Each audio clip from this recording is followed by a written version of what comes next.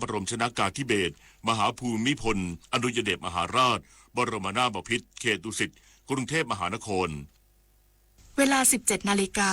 พระบาทสมเด็จพระเจ้าอยู่หัวทรงวางพุ่มดอกไม้สมเด็จพระนางเจ้าพระบรมราชินีทรงวางพุ่มดอกไม้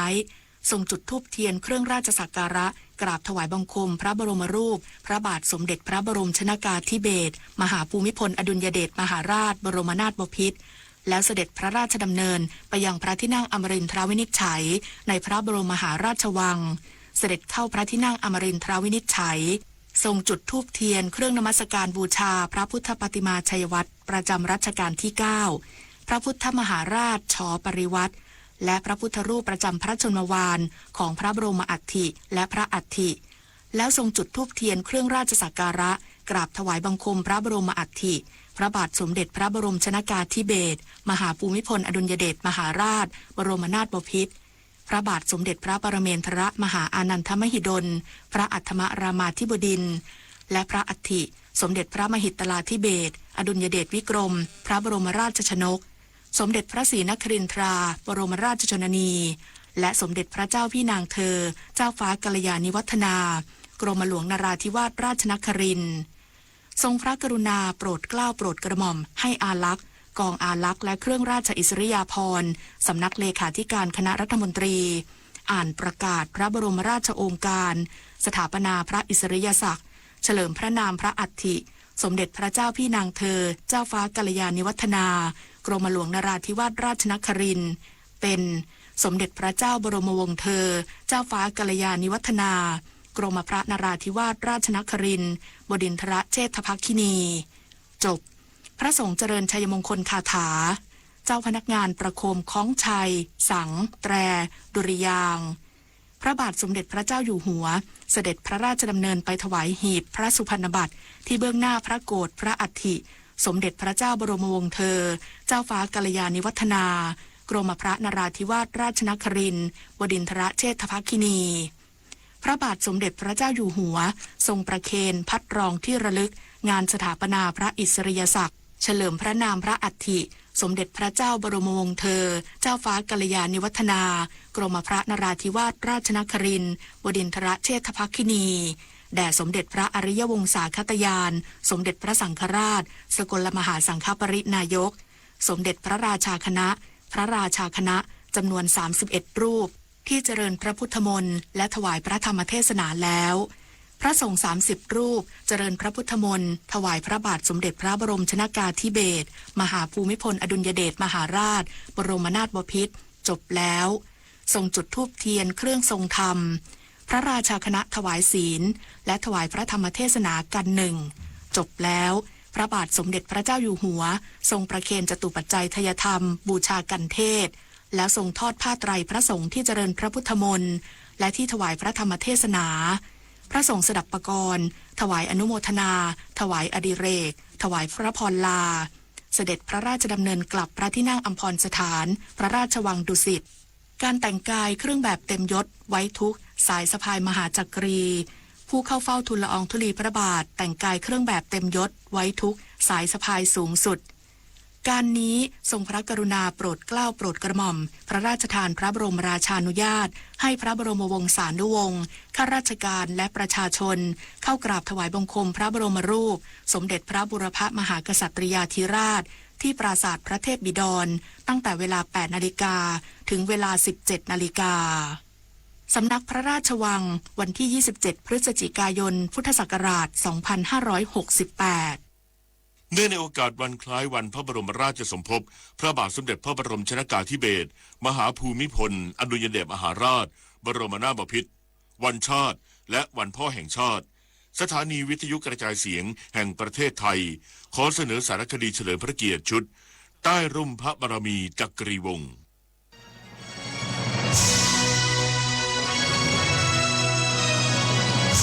ใต้ร่มพระบารมีจักรีวงศ์วันพ่อแห่งชาติจัดขึ้นครั้งแรกเมื่อวันที่ 5 ธันวาคม พุทธศักราช 2523 โดยสมาคมผู้อาสาสมัครและช่วยการศึกษา ด้วยเหตุผลที่พ่อเป็นผู้มีพระคุณและมีบทบาทสำคัญต่อครอบครัวและสังคมสมควรที่ลูกจะเคารพเทิดทูนตอบแทนพระคุณด้วยความกตัญญูและสมควรที่สังคมจะยกย่องให้เกียรติและรำลึกถึงจึงถือเอาวันที่5ธันวาคมของทุกปีซึ่งเป็นวันคล้ายวันพระบรมราชสมภพของสมเด็จพระบรมชนกาธิเบศรมหาภูมิพลอดุลยเดชมหาราชบรมนาถบพิตรที่ทรงเป็นแบบอย่างในการเลี้ยงดูพระราชโอรสธิดาและทรงประกอบพระราชกรณียกิจน้อยใหญ่เพื่อประเทศชาติทรงปัดเป่าความทุกข์ยากเดือดร้อนของราษฎรในถิ่นทุรกันดารให้มีความอยู่ดีกินดีมีโอกาสเท่าเทียมในสังคมทรงเป็นดั่งพ่อแห่งแผ่นดินและให้ถือเอาดอกพุทธรักษาสีเหลืองเป็นดอกไม้สัญลักษณ์ประจำวันพ่อแห่งชาติโดยชื่อพุทธรักษานี้มีความหมายว่าพระพุทธเจ้าทรงปกป้องคุ้มครองให้มีแต่ความสงบสุขร่มเย็นการมอบดอกพุทธรักษาให้กับพ่อจึงเสมือนกับการบอกถึงความรักและเคารพบูชาพ่อผู้สร้างความสงบสุขร่มเย็นให้แก่ครอบครัวเนื่องในวันคล้ายวันพระบรมราชสมภพของพระบาทสมเด็จพระบรมชนกาธิเบศรมหาภูมิพลอดุลยเดชมหาราชบรมนาถบพิตรวันชาติและวันพ่อแห่งชาติได้เวียนมาบรรจบอีกวาระหนึ่งในวันนี้ประชาชนชาวไทยต่างน้อมรำลึกในพระมหากรุณาธิคุณอันยิ่งใหญ่และร่วมแสดงความกตัญญูกตเวทีด้วยการทำความดีถวายเป็นพระราชกุศลอย่างพร้อมเพรียงกันเพ็ญศิลป์สงเนียมรายงาน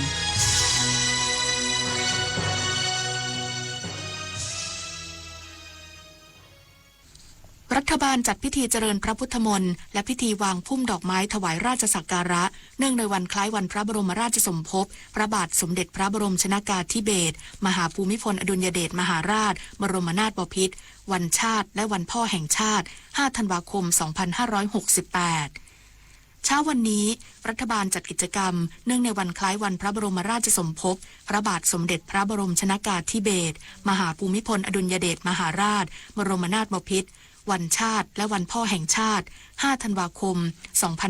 2568น้อมรำลึกในพระมหากรุณาธิคุณของพระบาทสมเด็จพระบรมชนกาธิเบศรมหาภูมิพลอดุลยเดชมหาราชบรมนาถบพิตรประกอบด้วยพิธีเจริญพระพุทธมนต์และทำบุญตักบาตรถวายพระราชกุศลในเวลา 7 นาฬิกาส่วนกลางจัดพิธีณท้องสนามหลวงโดยมีนายอนุทินชาญวีรกูลนายกรัฐมนตรีและรัฐมนตรีว่าการกระทรวงมหาดไทยเป็นประธานในพิธีส่วนภูมิภาคทุกจังหวัดจัดพิธีณศาลากลางจังหวัดในต่างประเทศสถานเอกอัครราชทูตและสถานกงสุลหน่วยงานภาครัฐและภาคเอกชนทั่วไปจัดพิธีณสถานเอกอัครราชทูตและสถานกงสุลและพิธีวางพุ่มดอกไม้ถวายราชสักการะส่วนกลางจัดพิธีณอุทยานเฉลิมพระเกียรติพระบาทสมเด็จพระบรมชนกาธิเบศรมหาภูมิพลอดุลยเดชมหาราชบรมนาถบพิตรส่วนภูมิภาคทุกจังหวัดจัดพิธีณศาลากลางจังหวัดและในต่างประเทศสถานเอกอัครราชทูตและสถานกงสุลหน่วยงานภาครัฐและภาคเอกชนทั่วไปจัดพิธีณสถานเอกอัครราชทูตและสถานกงสุลสำหรับส่วนราชการกำหนดจัดกิจกรรมจิตอาสาบำเพ็ญสาธารณประโยชน์และสาธารณกุศลเฉลิมพระเกียรติโดยดำเนินการตลอดเดือนธันวาคมนี้และวันนี้สถานีวิทยุกระจายเสียงแห่งประเทศไทยความถี่819กิโลเฮิรตซ์ในระบบ AM จะทำการถ่ายทอดเสียงงานพ่อตัวอย่างแห่งชาติครั้งที่46ประจำปี2568ณศูนย์ประชุมมายุพักชั้น4โรงแรมเซ็นทรัลไลฟ์ศูนย์ราชการและคอนเวนชั่นเซ็นเตอร์ถนนแจ้งวัฒนะแขวงทุ่ง2ห้องเขตหลัก4กรุงเทพมหานครตั้งแต่เวลา 10 นาฬิกาเป็นต้นไปจนเสร็จสิ้นพิธีนายกรัฐมนตรีลงนามประกาศยกเลิกสถานการณ์ฉุกเฉินในจังหวัดสงขลาหลังสถานการณ์อุทกภัยคลี่คลายมีผลตั้งแต่วันนี้เป็นต้นไปพร้อมเดินหน้าฟื้นฟูและเยียวยาประชาชนในพื้นที่อย่างต่อเนื่อง นายสิริพงษ์อังคสกุลเกียรติโฆษกประจำสำนักนายกรัฐมนตรีเปิดเผยว่านายอนุทินชาญวีรกูลนายกรัฐมนตรีและรัฐมนตรีว่าการกระทรวงมหาดไทยได้ลงนามประกาศยกเลิกสถานการณ์ฉุกเฉินในเขตท้องที่จังหวัดสงขลาซึ่งประกาศไว้เมื่อวันที่25พฤศจิกายน2568หลังสถานการณ์มหาอุทกภัยคลี่คลายลงจากการที่น้ำลดลงและการปฏิบัติหน้าที่ของเจ้าหน้าที่ในการช่วยเหลือประชาชนได้รับความร่วมมือร่วมใจจากภาคประชาชน หน่วยงานรัฐฝ่ายปกครองฝ่ายสาธารณสุขที่เกี่ยวข้องสามารถบังคับใช้มาตรการตามที่กำหนดในกฎหมายต่างๆได้ตามปกติแล้วทั้งนี้ประกาศฉบับนี้กำหนดให้ข้อกำหนดประกาศและคำสั่งที่ออกภายใต้สถานการณ์ฉุกเฉินทั้งหมดสิ้นสุดลงโดยมีผลตั้งแต่วันนี้เป็นต้นไปแม้สถานการณ์ได้คลี่คลายลงจนแก้ไขสถานการณ์ฉุกเฉินได้ในระดับที่พ้นขีดอันตรายรัฐบาลยังคงเดินหน้าดำเนินการเยียวยาและฟื้นฟูความเสียหายของประชาชนพื้นที่ประสบภัยอย่างต่อเนื่องจนกว่าสถานการณ์จะกลับสู่ภาวะปกติโดยในวันที่ 6 ธันวาคมนี้นายกรัฐมนตรีมีกำหนดการลงพื้นที่จังหวัดสงขลาเพื่อติดตามการเยียวยาและฟื้นฟูประชาชนในพื้นที่ต่อไปผลิตนาถขวัญแสนสุขรายงานในทุกช่วงชีวิตของลูกพ่อคือคนที่ยืนอยู่ข้างหลังในวันที่เราก้าวสู่ความสำเร็จร่วมระลึกถึงพระคุณพ่อจับมือท่านให้นานขึ้นอีกนิดหรือเอ่ยคำว่ารักพ่อเพียงประโยคเดียวก็ทำให้รับรู้ถึงความผูกพันที่ไม่เคยเปลี่ยน5 ธันวาคมวันพ่อแห่งชาติขอบคุณพ่อที่เป็นแรงใจให้ลูกๆในทุกก้าวของชีวิตชีวิตมนุษย์มีสุขมีทุกข์ดีใจเสียใจผ่านอุปสรรคและปัญหามากมายในแต่ละวันสงบนิ่งแล้วย้อนมองตัวเองวันนี้วันพระน้อมนำธรรมะสู่ชีวิตเตือนสติคนไทยทั้งชาติสถานีวิทยุกระจายเสียงแห่งประเทศไทย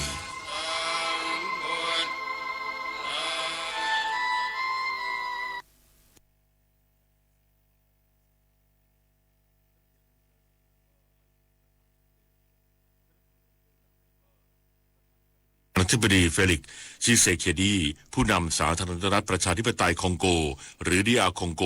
เดินทางเยือนกรุงวอชิงตันดีซีเมืองหลวงของสหรัฐเมื่อวันพฤหัสบดีที่ผ่านมาตามเวลาสหรัฐเพื่อลงนามข้อตกลงสันติภาพของประธานาธิบดีโดนัลด์ทรัมป์ผู้นำสหรัฐที่ร่างขึ้นเมื่อเดือนมิถุนายนที่ผ่านมาซึ่งถือเป็นชัยชนะทางการทูตของสหรัฐท่ามกลางความขัดแย้งที่รุนแรงระหว่างรวันดากับดีอาร์คองโกประธานาธิบดีทรัมป์เน้นย้ำว่าสหรัฐรวันดาและดีอาร์คองโกร่วมกันยุติสงครามที่ยืดเยื้อมานานหลายทศวรรษและทำให้ทุกฝ่ายเข้าสู่กระบวนการสันติภาพอีกครั้งและรวันดากับดีอาร์คองโก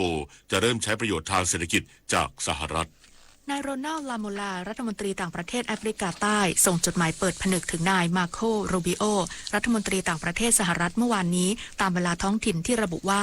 แอฟริกาใต้จะไม่ยอมจำนนต่อแรงกดดันของสหรัฐหลังนายมาโก โรบิโอกล่าวหาว่ารัฐบาลแอฟริกาเหยียดเชื้อชาติต่อพลเมืองผิวขาวที่อาศัยอยู่ในแอฟริกาใต้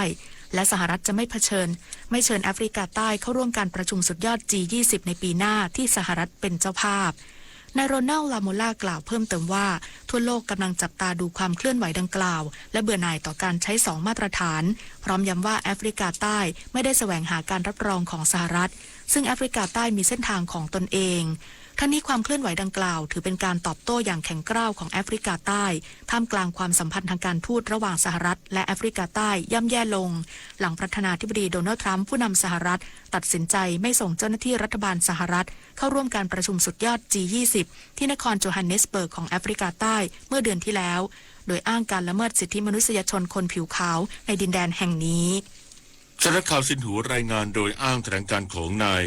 ฟามีฟักซิลรัฐมนตรีว่าการกระทรวงการสื่อสารของมาเลเซียเมื่อวานนี้ที่ระบุว่ารัฐบาลมาเลเซียเตรียมดำเนินมาตรการจำกัดการเข้าถึงโซเชียลมีเดียรวมทั้งเพิ่มความเข้มงวดในการควบคุมสื่อสำหรับเด็กที่อายุต่ำกว่า18 ปีซึ่งมาตรการควบคุมนี้ถือเป็นส่วนหนึ่งของกฎหมายย่อย10 ฉบับที่กำลังร่างขึ้นภายใต้พระราชบัญญัติความปลอดภัยทางออนไลน์ปี 2568 ซึ่งจะเริ่มบังคับใช้ในปีหน้าเพื่อปกป้องเยาวชนทางออนไลน์และรับรองเนื้อหาให้มีความเหมาะสมกับผู้ใช้งานที่เป็นเยาวชนในฟามีฟาซิลกล่าวเพิ่มเติมว่าภายใต้กฎหมายเหล่านี้ผู้ให้บริการในหลายแพลตฟอร์มต้องแน่ใจว่าเยาวชนที่อายุต่ำกว่า18 ปีจะไม่สามารถเข้าใช้งานได้รวมทั้งต้องจัดหาเครื่องมือควบคุมที่มีประสิทธิภาพและแผนความปลอดภัยออนไลน์ที่ต้องปฏิบัติตามภายใต้พระราชบัญญัติดังกล่าวต่อไปรับฟังข่าวกีฬาค่ะ วงการกีฬาเอ็กตรีมไทยสร้างชื่อเสียงระดับโลกอีกครั้งในการแข่งขันอินไลน์สเก็ตอินไลน์ฟรีสไตล์เวิลด์แชมเปี้ยนชิพสิงคโปร์ 2025 ที่ประเทศสิงคโปร์วิริศ พลวงศ์อัธยากรนักกีฬาทีมชาติไทยโชว์ลีลาได้อย่างยอดเยี่ยมเอาชนะคู่แข่งจากทั่วโลกคว้าอันดับหนึ่งของโลกประเภทฟรีสไตล์สไลด์เมนมาครองได้อย่างน่าภาคภูมิใจถือเป็นแชมป์โลกคนที่2ต่อจากภูริศ เสนารัตน์ที่เคยคว้าแชมป์โลกได้เมื่อปี 2019 การแข่งขันฟุตบอลหญิงในมหกรรมกีฬาซีเกมครั้งที่ 33 รอบแบ่งกลุ่ม A ทีมฟุตบอลหญิงทีมชาติไทยประเดิมสนามพบกับอินโดนีเซียซึ่งผลปรากฏว่าทีมนักเตะสาวไทยถล่มเอาชนะอินโดนีเซียไปขาดลอย8-0สำหรับนัดต่อไปทีมฟุตบอลสาวไทยจะพบกับสิงคโปร์ที่ชลบุรีสเตเดียมในวันที่ 10 ธันวาคมเวลา 18:30 น.ถ่ายทอดสดทางช่องวัน 31 ทั้งนี้ทีมฟุตบอลหญิงทีมชาติไทยพลาดแชมป์ซีเกมมาแล้ว4 ครั้งหลังสุดโดยเป้าหมายครั้งนี้คือทวงแชมป์ในรอบ 10 ปีคืนสู่ประเทศไทยนางสาวอัยริน พันฤทธิ์รองโฆษกประจำสำนักนายกรัฐมนตรีเปิดเผยว่าประเทศไทยในฐานะเจ้าภาพจัดการแข่งขันกีฬาซีเกมครั้งที่ 33 มีความพร้อมเต็ม 100%โดยกระทรวงการท่องเที่ยวและกีฬาร่วมกับหน่วยงานที่เกี่ยวข้องที่ได้รับมอบหมายจากรัฐบาลเตรียมนับถอยหลังเข้าสู่โค้งสุดท้ายก่อนเริ่มการแข่งขันระหว่างวันที่ 9-20 ธันวาคมนี้ซึ่งบรรจุการแข่งขัน 50 ชนิดกีฬารวมทั้งสิ้น 574 เหรียญทองโดยในการแข่งขันครั้งนี้จะมีการถ่ายทอดสดมากที่สุดเท่าที่เคยมีมาโดยสถานีโทรทัศน์แห่งประเทศไทย NBT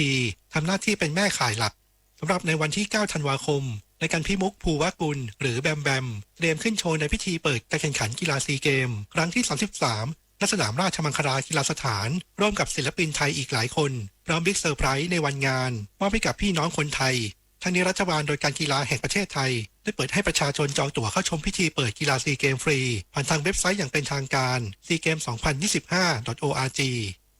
พลเอกเดชา เหมกระศรีประธานสหพันธ์จักรยานแห่งอาเซียนและนายกสมาคมกีฬาจักรยานแห่งประเทศไทยเป็นประธานการประชุมเตรียมความพร้อมผู้ตัดสินกีฬาจักรยานที่จะปฏิบัติหน้าที่ในการแข่งขันกีฬาซีเกมครั้งที่ 33 ระหว่างวันที่ 9-20 ธันวาคมโดยมีผู้ตัดสิน 30 คนร่วมฟังนโยบายและแนวทางการปฏิบัติหน้าที่ทั้งประเภทเสือภูเขาประเภท BMX ประเภทถนนและประเภทลู่โดยกีฬาจักรยานจะชิงเหรียญทองแรกรายการดาวฮิลชายโดยมีเมธาสิทธิ์บุญเสน่ห์เจ้าของแชมป์เอเชีย 4 สมัยและชิติพัฒน์อาสานักปั่นดาวรุ่งลงชิงชัยในเช้าวันที่ 10 ธันวาคมที่สวนสัตว์เปิดเขาเขียวจังหวัดชลบุรีพร้อมขอแรงใจจากพี่น้องชาวไทยช่วยเชียร์นักปั่นไทยให้คว้าเหรียญทองเป็นของขวัญปีใหม่ให้กับคนไทยทุกคนโดยกีฬาจักรยานมีชิงทั้งหมด 17 เหรียญทองพิจิตร กาญจนกุลรายงานต่อไปเป็นพยากรณ์อากาศกรมอุตุนิยมวิทยาพยากรณ์อากาศ 24 ชั่วโมงข้างหน้าภาคใต้มีฝนเพิ่มขึ้นและมีฝนตกหนักถึงหนักมากบางแห่งโดยเฉพาะบริเวณจังหวัดนครศรีธรรมราชพัทลุงสงขลาปัตตานียะลานราธิวาสพังงาภูเก็ตตรังและสตูลส่วนประเทศไทยตอนบนมีฝนฟ้าคะนองเกิดขึ้นได้บางพื้นที่บริเวณภาคตะวันออกเฉียงเหนือตอนล่างและภาคตะวันออกแต่ยังคงมีอากาศเย็นในตอนเช้าขอให้ประชาชนบริเวณภาคใต้ระวังอันตรายจากฝนตกหนักและฝนที่ตกสะสมส่วนประชาชนในบริเวณประเทศไทยตอนบนดูแลรักษาสุขภาพเนื่องจากสภาพอากาศที่เปลี่ยนแปลงและเพิ่มความระมัดระวังในการสัญจรผ่านบริเวณที่มีหมอกรวมถึงให้ระวังอันตรายจากอัคคีภัยที่อาจเกิดขึ้นได้จากสภาพอากาศแห้งไว้ด้วยเนื่องจากบริเวณความกดอากาศสูงหรือมวลอากาศเย็นกำลังปานกลางจากประเทศจีนได้แผ่ลงมาปกคลุมภาคเหนือตอนบนภาคตะวันออกเฉียงเหนือและทะเลจีนใต้แล้วส่งผลทำให้มีลมตะวันออกพัดนำความชื้นเข้ามาปกคลุมภาคตะวันออกเฉียงเหนือตอนล่างภาคกลางภาคตะวันออกอ่าวไทยและภาคใต้สำหรับบริเวณอ่าวไทยมีคลื่นสูง 1-2 เมตรบริเวณที่มีฝนฟ้าคะนองคลื่นสูงมากกว่า2 เมตรขอให้ชาวเรือบริเวณอ่าวไทยและทะเลอันดามันควรเพิ่มความระมัดระวังในการเดินเรือและหลีกเลี่ยงการเดินเรือในบริเวณที่มีฝนฟ้าคะนองฝุ่นละอองในระยะนี้ภาคเหนือภาคกลางรวมทั้งกรุงเทพมหานครและปริมณฑลและภาคตะวันออกยังคงมีการสะสมของฝุ่นละอองหมอกควันอยู่ในเกณฑ์ปานกลางถึงมากเนื่องจากการระบายอากาศอยู่ในเกณฑ์อ่อนพยากรณ์อากาศตั้งแต่เช้าวันนี้จนถึงเช้าวันพรุ่งนี้ภาคเหนืออากาศเย็นถึงหนาวกับมีหมอกในตอนเช้าอุณหภูมิต่ำสุด 14-20 องศาเซลเซียสบริเวณยอดดอยอากาศเย็นถึงหนาวจัดอุณหภูมิต่ำสุด 6-16 องศาเซลเซียสภาคตะวันออกเฉียงเหนืออากาศเย็นในตอนเช้าและอุณหภูมิจะลดลง 1-2 องศาเซลเซียสโดยมีฝนเล็กน้อยบางแห่งส่วนมากทางตอนล่างของภาคอุณหภูมิต่ำสุด 17-22 องศาเซลเซียส บริเวณยอดภูอากาศหนาว อุณหภูมิต่ำสุด 11-14 องศาเซลเซียส ลมตะวันออกเฉียงเหนือความเร็ว 10-30 กิโลเมตรต่อชั่วโมง ภาคกลางอากาศเย็นกับมีหมอกบางในตอนเช้าและอุณหภูมิจะลดลงเล็กน้อยโดยมีฝน30%ของพื้นที่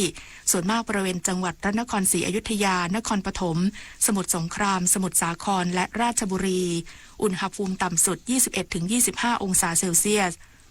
ภาคตะวันออกมีฝนฟ้าคะนอง20%ของพื้นที่ส่วนมากบริเวณจังหวัดนครนายกปราจีนบุรีและฉะเชิงเทราอุณหภูมิต่ำสุด 22-25 องศาเซลเซียสลมตะวันออกเฉียงเหนือความเร็ว 15-30 กิโลเมตรต่อชั่วโมงทะเลมีคลื่นสูงประมาณ 1 เมตรห่างฝั่งคลื่นสูง 1-2 เมตรบริเวณที่มีฝนฟ้าคะนองคลื่นสูงมากกว่า 2 เมตรภาคใต้ฝั่งตะวันออกมีฝนฟ้าคะนอง70%ของพื้นที่และมีฝนตกหนักถึงหนักมากบางแห่งบริเวณจังหวัดประจวบคีรีขันธ์ชุมพรสุราษฎร์ธานีนครศรีธรรมราชพัทลุงสงขลาปัตตานียะลาและนราธิวาสอุณหภูมิต่ำสุด 22-24 องศาเซลเซียสลมตะวันออกเฉียงเหนือความเร็ว 15-35 กิโลเมตรต่อชั่วโมงทะเลมีคลื่นสูง 1-2 เมตรบริเวณที่มีฝนฟ้าคะนองคลื่นสูงมากกว่า 2 เมตรภาคใต้ฝั่งตะวันตกมีฝนฟ้าคะนอง40%ของพื้นที่และมีฝนตกหนักถึงหนักมากบางแห่งบริเวณจังหวัดระนองพังงาภูเก็ตกระบี่ตรังและสตูลอุณหภูมิต่ำสุด 23-24 องศาเซลเซียสลมตะวันออกเฉียงเหนือความเร็ว 15-30 กิโลเมตรต่อชั่วโมงทะเลมีคลื่นสูงประมาณ 1 เมตรห่างฝั่งคลื่นสูงมากกว่า 1 เมตรบริเวณที่มีฝนฟ้าคะนองคลื่นสูงมากกว่า 2 เมตรกรุงเทพมหานครและปริมณฑลมีฝน30%ของพื้นที่อุณหภูมิต่ำสุด 24-25 องศาเซลเซียสสภาวะระดับน้ำในแม่น้ำเจ้าพระยาที่หน้ากองบัญชาการกองทัพเรือคำนวณโดยกรมอุทกศาสตร์กองทัพเรือวันนี้น้ำขึ้นเต็มที่เวลา 8:35 นาทีสูงกว่าระดับทะเลปานกลาง 1 เมตร 74 เซนติเมตรและเวลา 16:28 นาที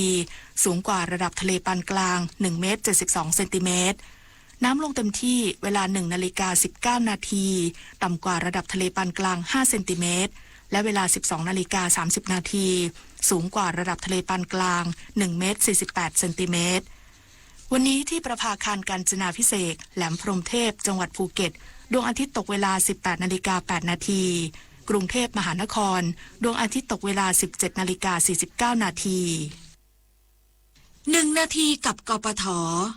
ผู้โดยสารที่เดินทางด้วยรถโดยสารสาธารณะจำนวนไม่น้อยที่ไม่นิยมคาดเข็มขัดนิรภัยด้วยความเข้าใจผิดๆว่าจะเป็นอันตรายเพราะจะออกจากตัวรถไม่ได้เมื่อประสบอุบัติเหตุซึ่งเป็นความเข้าใจที่ไม่ถูกต้องเพราะความจริงการไม่คาดเข็มขัดนิรภัยจะส่งผลให้ผู้ประสบอุบัติเหตุขณะนั่งรถโดยสารได้รับอันตรายมากขึ้นเพราะเมื่อเกิดอุบัติเหตุศีรษะหน้าลำตัวของผู้ขับขี่จะถูกเบี่ยงไปกระแทกกับสิ่งของที่อยู่ตรงหน้า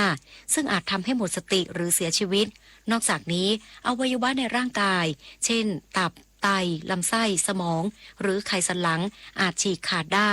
ดังนั้นการคาดเข็มขัดนิรภัยทุกครั้งตลอดเวลาที่โดยสารจะช่วยเสริมสร้างความปลอดภัยและลดโอกาสการเสียชีวิตหรือบาดเจ็บร้ายแรงได้มากกว่าการไม่คาดเข็มขัดนิรภัยค่ะด้วยความปรารถนาดีจากกรมประชาสัมพันธ์และกองทุนเพื่อความปลอดภัยในการใช้รถใช้ถนนกรมการขนส่งทางบกกระทรวงคมนาคม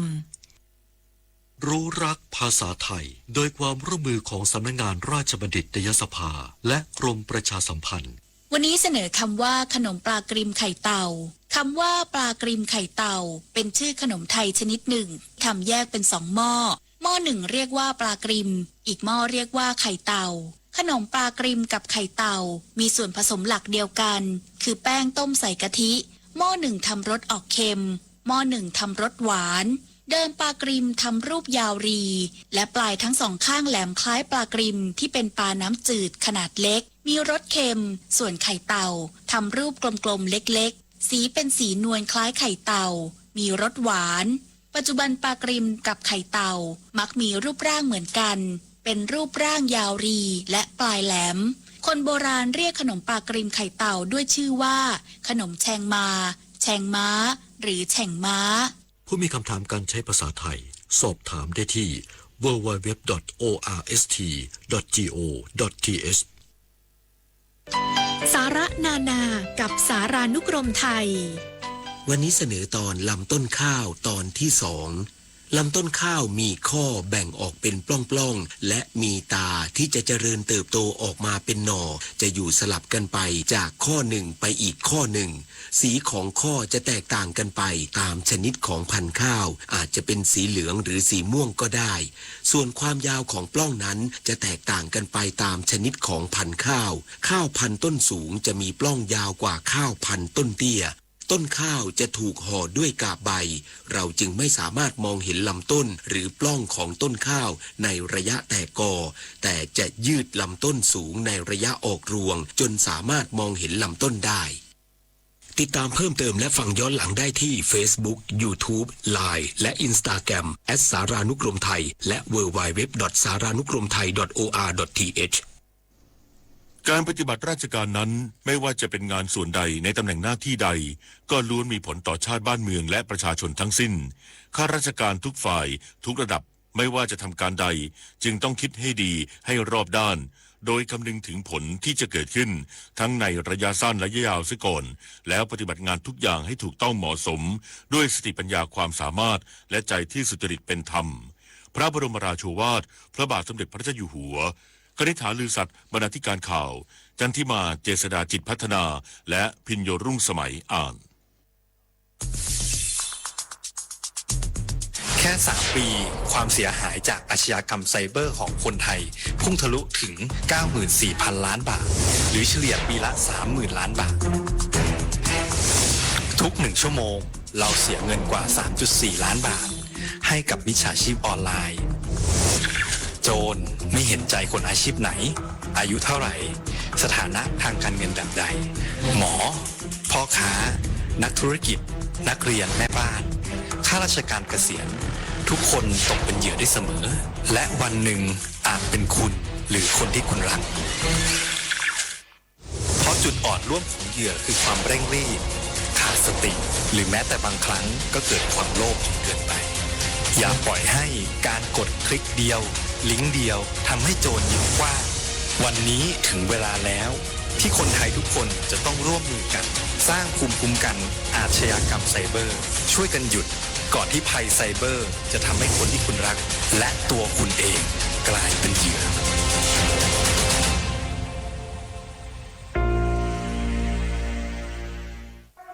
ในโลกยุคปัจจุบันที่ข้อมูลเปลี่ยนแปลงทุกๆเสี้ยววินาทีข่าวปลอมถูกสร้างขึ้นทำให้เราหลงเชื่อได้ง่ายมากกว่าที่คิดอย่าปล่อยให้ใครใช้สื่อมาหลอกเราตรวจสอบทุกข้อมูลก่อนเชื่อดูแหล่งข่าวให้ชัดก่อนแชร์เพื่อไม่ให้ตกเป็นเหยื่อของเหล่ามิจฉาชีพเพราะการรู้เท่าทันสื่อคือพื้นฐานที่ประชาชนอย่างเราจะต้องเข้าใจเพื่อสังคมยุคใหม่ที่ปลอดภัยจากการหลอกลวงอย่าเพิ่งเชื่อเช็คซ้ำๆป้องกันข่าวปลอม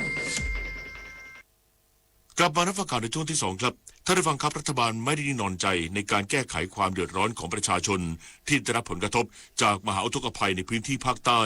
โดยเฉพาะที่เกิดขึ้นในอำเภอหาดใหญ่จังหวัดสงขลาและดำเนินการเยียวยาผู้ได้รับผลกระทบอย่างต่อเนื่องพร้อมเร่งถอดบทเรียนที่เกิดขึ้นเพื่อนำเทคโนโลยีต่างๆมาวางแนวทางในการแก้ไขอย่างยั่งยืนเช้าวันนี้ติดตามรับฟังการดำเนินการดังกล่าวจากนายสิริพงษ์อังคสกุลเกียรติโฆษกประจำสำนักนายกรัฐมนตรีซึ่งสัมภาษณ์โดยปิญญวิทย์เปี่ยมสมบูรณ์ครับสวัสดีครับท่านโฆษกแล้วก็สวัสดีท่านผู้ฟังครับสวัสดีครับคุณปิญญวิทย์ครับสวัสดีครับท่านผู้ฟังครับครับท่านโฆษกรัฐบาลครับขอถามถึงภาพรวมการเยียวยาผู้ได้รับผลกระทบจากอุทกภัยในพื้นที่ภาคใต้ขณะนี้ครับที่รัฐบาลจะให้ครัวเรือนละ 9,000 บาทรวมถึงผู้เสียชีวิตที่ได้รับรายละ 2 ล้านบาทครับข้อมูลถึงเมื่อวานนี้นะครับก็คือเราสามารถจ่ายเงินเยียวยาไปได้แล้วเนี่ยประมาณ 500,000 ครัวเรือนนะครับโดยที่ส่วนมากก็จะอยู่ที่สงขลานะครับก็จะจ่ายไปได้แล้ว100,000 กว่าครัวเรือนนะครับตอนนี้เนี่ยเราก็กำลังทยอยโอนให้นะครับโอนให้ทุกวันการลงทะเบียนก็จะเป็นการลงเรียลไทม์ทุกวันนะครับแล้วก็ทางธนาคารออมสินที่มีหน้าที่โอนเนี่ยเขาก็จะโอนเงินสดให้ทุกวันไม่ต้องรอรวมกันแล้วก็โอนเขาจะทยอยโอนไปเรื่อยๆเลยนะครับแล้วก็ระยะเวลาในการลงทะเบียนเนี่ยนะครับแล้วก็ขยายให้เนื่องจากว่าในหลายพื้นที่น้ำเพิ่งลดได้ไม่ถึงสัปดาห์แล้วเขาอาจจะมีความลำบากในการที่จะต้องไปจัดการเก็บกวาดบ้านเรือนและก็ข้าวของอยู่ก็เลยขยายเวลาออกไปให้จนถึง31 ธันวา นะครับ ก็จะทยอยโอนให้เร็วที่สุดนะครับ ครับผมแล้วเรื่องเงินเยียวยาผู้เสียชีวิตที่ตอนนี้ได้ข่าวว่าจะขยายเป็น7จังหวัดนี่รายละเอียดเป็นยังไงบ้างครับผมในกรณีเงินเยียวยาของผู้เสียชีวิตนะครับทางคณะกรรมการก็ได้พิจารณากันแล้วก็เดี๋ยวจะเสนอนะครับเสนอทางท่านนายกแล้วก็อาจจะเข้าทางในที่ประชุมครม.นะครับเนื่องจากว่าเหตุเนี้ยพายุเนี่ยลูกเดียวกันและน้ำก็มาเร็วนะครับก็คิดว่าน่าจะเป็นเฉพาะรายกรณีนะครับกรณีนี้เนี่ยก็คิดว่าน่าจะให้เหมือนกันกับจังหวัดสงขลา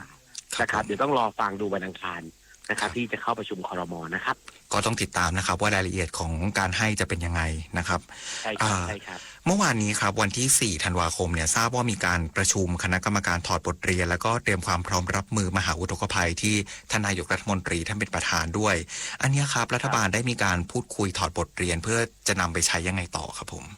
ก็มีการพูดคุยอภิปรายกันในวงกว้างเลยนะครับว่าสาเหตุที่เกิดขึ้นมาเป็นอย่างไรการถอดบทเรียนในประเทศเนี่ยมีมาแล้วหลายครั้งนะครับแต่การนำไปปฏิบัติจริงเนี่ยทำได้มากน้อยขนาดไหน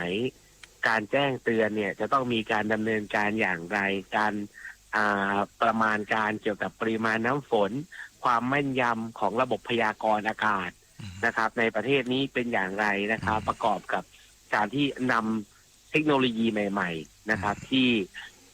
มีอยู่ในโลกเนี้ยนะครับจะเอามาประยุกต์ใช้ได้อย่างไรนะครับซึ่งทางคณะกรรมการเนี่ยนะครับก็ท่านนายกก็ได้มอบให้ท่านอาจารย์บวรศักดิ์อุวันโนนะครับเป็นผู้ที่ดำเนินการหลักในเรื่องนี้นะครับแล้วก็ในวันพรุ่งนี้นะครับก็คือวันเสาร์เนี่ยนะครับทางคณะท่านนายกเนี่ยก็จะไปดูการบิ๊กคลีนนิ่งนะครับแล้วก็จะมีผู้ทรงคุณวุฒิเนี่ยไปดูเรื่องเกี่ยวกับสถานการณ์น้ำที่คาดว่าสัปดาห์หน้าเนี่ยจะมีพายุเข้ามาอีกลูกนึงด้วยนะครับก็จะไปดูในสถานที่ด้วยครับครับท่านโฆษกครับพูดถึงเรื่องการนำเทคโนโลยีมาใช้เนี่ยเห็นท่านรัฐมนตรีว่าการกระทรวงดีเนี่ยท่านพูดถึงระบบ Tomorrow I/O ที่เป็นการพยากรณ์อากาศที่แม่นยำในระดับโลกเนี่ยอันนี้เรามองเรื่องนี้ด้วยไหมครับคือตัวนี้เนี่ยท่านรัฐมนตรีชัยชนกชิดชอบนะครับก็มีการได้พูดคุยกันกับบริษัท Tomorrow I/O ซึ่งเขาก็จะเอาระบบเนี่ยมาให้ทำ POC ก่อนก็คือเรียกว่า proof of concept นะครับก็คือเอามาให้ทดลองใช้ดูก่อนว่าจะทำให้เกิดความแม่นยำได้มากน้อยขนาดไหนนะครับโดยจะเอามาทดลองใช้ดูก่อน3 เดือน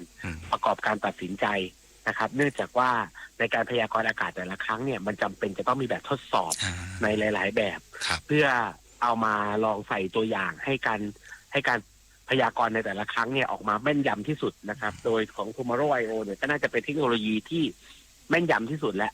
คือเขาสามารถหมุนรอบโคจรรอบโลกได้ภายใน1 ชั่วโมงเนาะแล้วก็สามารถที่จะรายงานผลเนี่ยได้ทุก15 นาทีนะครับตอนนี้เขาก็เข้าใจว่าเขามีดาวเทียมอยู่ประมาณ9 ตัวนะครับแล้วก็จะเพิ่มอีกทุกปีนะครับเข้าใจว่าอย่างนั้นนะครับก็คิดว่าเป็นระบบที่ทันสมัยที่สุดก็เดี๋ยวมาลองดูว่าเมื่อเอามาใส่แบบจำลองแล้วเนี่ยจะมีการคาดการณ์ได้แม่นยำขนาดไหนครับครับผมในการถอดบทเรียนเนี่ยครับเราจะมีการเชิญที่ปรึกษาหรือผู้ที่อยู่นอกคณะกรรมการด้วยไหมครับเพราะว่าตอนนี้ประชาชนเนี่ยก็จะมีการแชร์สเตตัสของท่านรองศาสตราจารย์ทวิดากมลเวทที่เป็นท่านรองผู้ว่ากทมเนี่ยมีการพูดถึงระบบซิมูเลชันหรือระบบที่เป็นจำลองฝนแช่กทม 1,100 มิลลิเมตร7 วันแผนอพยพแผนบัญชาการอย่างเงี้ยครับผมครับแน่นอนคือจริงระบบเหล่านี้นะครับจริงๆในประเทศไทยมีอยู่จำนวนมากนะแต่ประเด็นคือยังไม่ถูกนำมาใช้จริงสักทียกตัวอย่างเช่นกรณีหลังจากน้ำท่วมที่หาดใหญ่นะครับหลังจากน้ำท่วมที่หาดใหญ่เนี่ยสทช.เนี่ยสามารถทำซิมูเลชันมาได้เลยว่าระดับน้ำที่ปริมาณเท่านี้ปริมาณเท่านี้สภาพจะเป็นอย่างไรแต่ตัวนั้นเนี่ยใช้เพื่อการระบายน้ำเพื่อการวางแผนว่าจุดเครื่องสูบน้ำเนี่ยจะวางไว้ตรงไหนเพราะระดับน้ำมันก็จะออกมาได้คือมันจะเทียบปริมาณน้ำกับสภาพภูมิประเทศในแต่ละพื้นที่นะครับแล้วก็เขาใช้ทั้งระบบไรด้าเอาข้อมูลมาจากจิสด้านะครับมาดูด้วยนะครับซึ่งแน่นอนท่านรองผู้ว่าเนี่ยก็เป็นผู้ที่มีประสบการณ์ท่านหนึ่ง นะครับมีความสามารถท่านหนึ่งนะครับก็คงต้องเชิญมาพูดคุยด้วยเช่นเดียวกันครับครับผมท่านโฆษกครับสุดท้ายอยากจะฝากข้อคิดถึงประชาชนไหมครับจากปรากฏการณ์ที่เกิดขึ้นในหาดใหญ่ที่เราเรียกว่าฝน300 ปีเนี่ยท้ายที่สุดแล้วเนี่ยมันอาจจะมีที่มาจากมนุษย์อย่างพวกเราเองที่ทำให้เกิดสภาวะโลกรวนอยากจะฝากถึงประชาชนทุกวันนี้ในการที่จะใช้ทรัพยากรต่างๆให้คุ้มค่าและไม่สร้างมลพิษเพิ่มยังไงบ้างครับอันดับแรกทางรัฐบาลก็ต้องขอแสดงความเสียใจแล้วก็ขอโทษนะครับประชาชนที่อาจจะมีในบางช่วงทำให้รู้สึกว่ารัฐบาลเนี่ยมีความล่าช้าแล้วก็ทำให้ท่านต้องรอเพราะความรู้สึกของคนรอเนี่ยเราทราบนะครับว่าแม้แต่นาทีเดียวเนี่ยก็นานนะครับรัฐบาลก็ต้องขอโทษแล้วก็ขอแสดงความเสียใจจริงๆแต่อย่างไรก็ดีนะครับในยุคปัจจุบันเนี่ยเป็นที่ทราบกันดีว่าภัยพิบัติทางธรรมชาติเนี่ยมันเกิดขึ้นได้ตลอดเวลานะครับเราก็จะเห็นว่าในสัปดาห์ที่ผ่านมาเนี่ยในภูมิภาคเอเชียเนี่ยมีภัยพิบัติลักษณะเดียวกันเกิดขึ้นในหลายประเทศนะครับและในหลายประเทศเนี่ยคน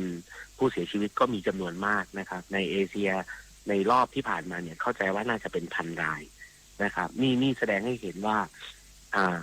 ภัยพิบัติเนี่ยมีความรุนแรงมากขึ้นเรื่อยๆนะครับฉะนั้นก็ต้องฝากด้วยครับว่าทุกท่านเนี่ยลดไม่ว่าจะเป็นเรื่องลดการเผานะครับลดเรื่องการใช้พลังงานนะครับแล้วก็เฝ้าระวังนะครับในเรื่องของการแจ้งเตือนต่างๆที่ภาครัฐเตือนไปเนี่ยเราอาจจะต้องมีการให้ระดับในการประเมินความเสี่ยงใหม่นะครับบางครั้งเนี่ยภัยพิบัติเนี่ยในยุคปัจจุบันเนี่ยมันอาจจะไม่เหมือนกับความคุ้นชินของเราที่ผ่านมาในอดีตนะครับก็ขอให้ร่วมด้วยช่วยกันนะครับรักษาโรคนะครับรักษาตัวเรานะครับให้ดีนะครับรัฐบาลทำเต็มที่นะครับในเรื่องนี้นะครับท่านจะเห็นได้เลยว่ารัฐบาลชุดนี้โดยท่านนายกอนุทินเนี่ยนะครับให้ความสำคัญกับเรื่องเหล่านี้มากแต่สิ่งที่มุ่งหวังที่สุดคือเราไม่ได้มุ่งหวังอยากจะเยียวยาเนาะแต่เราอยากจะหาแนวทางป้องกันให้ยั่งยืนนะครับให้กรณีที่เกิดเรื่องเหล่านี้ขึ้นในอนาคตเนี่ยจะต้องไม่เกิดอีกนะครับแต่หากมีความจำเป็นที่ต้องเยียวยานะครับเราก็จะทำโดยทันทีเพราะเราทราบว่าเวลาที่ประสบภัยพิบัติเนี่ยทุกท่านได้รับความเดือดร้อนหมดนะครับดังนั้นเราก็จะทำให้เร็วและก็ดีที่สุดครับครับและนี่ก็คือการเยียวยาแล้วก็การวางแนวทางป้องกันเหตุการณ์นะครับไม่ให้เกิดซ้ำในอนาคตจากท่านสิริพงษ์อังคาสกุลเกียรตินะครับท่านโฆษกรัฐบาลครับผมครับวันนี้ก็ต้องขอบคุณท่านโฆษกนะครับโอกาสหน้าถ้ามีเรื่องราวที่น่าสนใจขอเรียนสายอีกนะครับครับขอบคุณครับสวัสดีครับสวัสดีครับครับส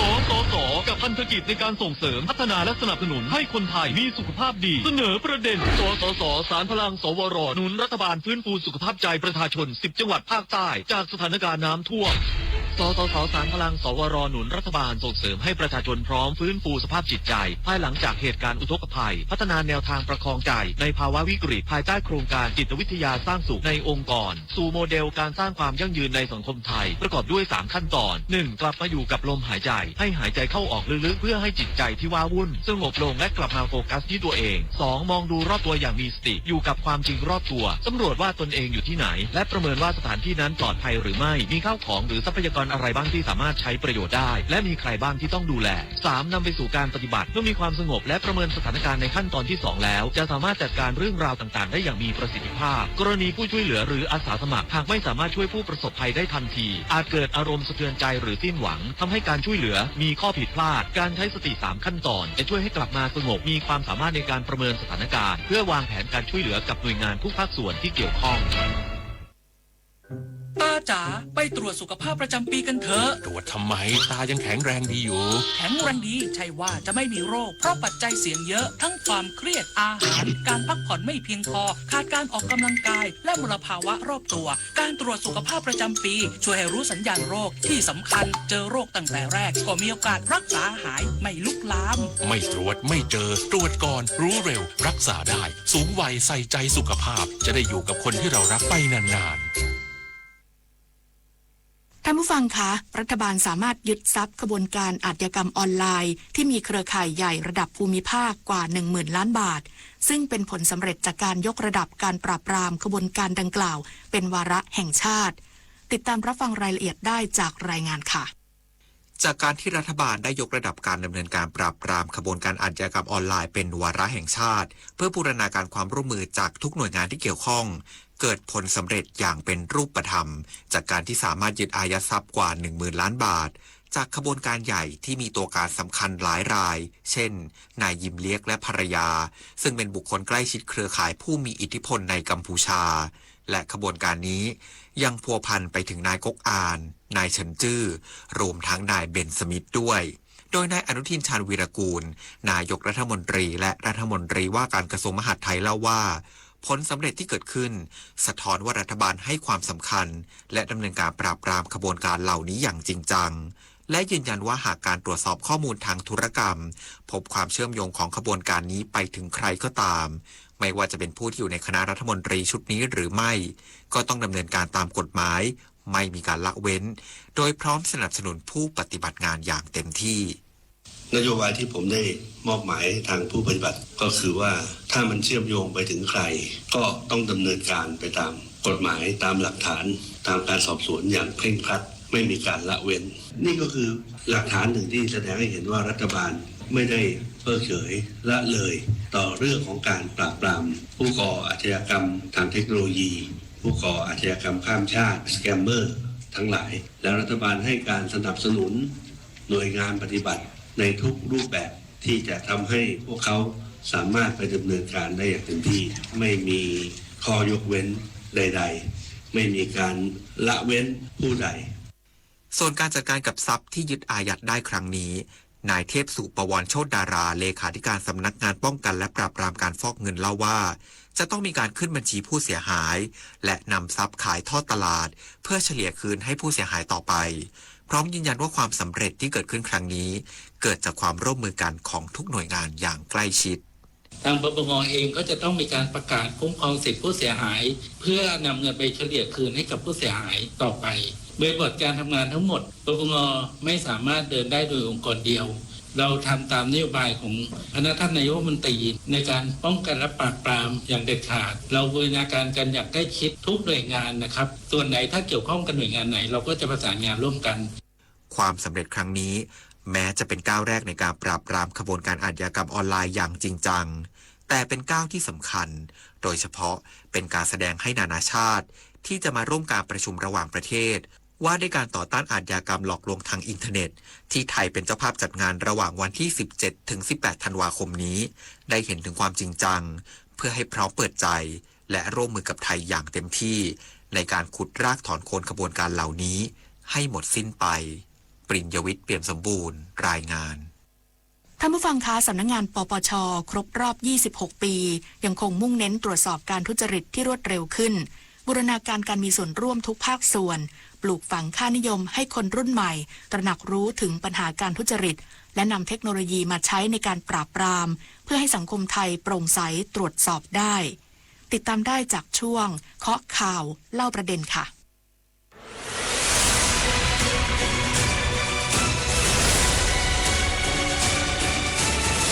เคาะข่าวเล่าประเด็นสำนักงานปปช.เป็นหน่วยงานที่ทำหน้าที่ในการปราบปรามการทุจริตและประพฤติมิชอบที่เลื้อรังมานานในสังคมไทยซึ่งปีนี้สำนักงานปปช.ก่อตั้งขึ้นครบ 26 ปีในวันที่ 18 พฤศจิกายนที่ผ่านมาโดยการจัดงานในปีนี้จะเน้นความเรียบง่ายภายใต้แนวคิด 26 ปีปปช.มุ่งสร้างสังคมไทย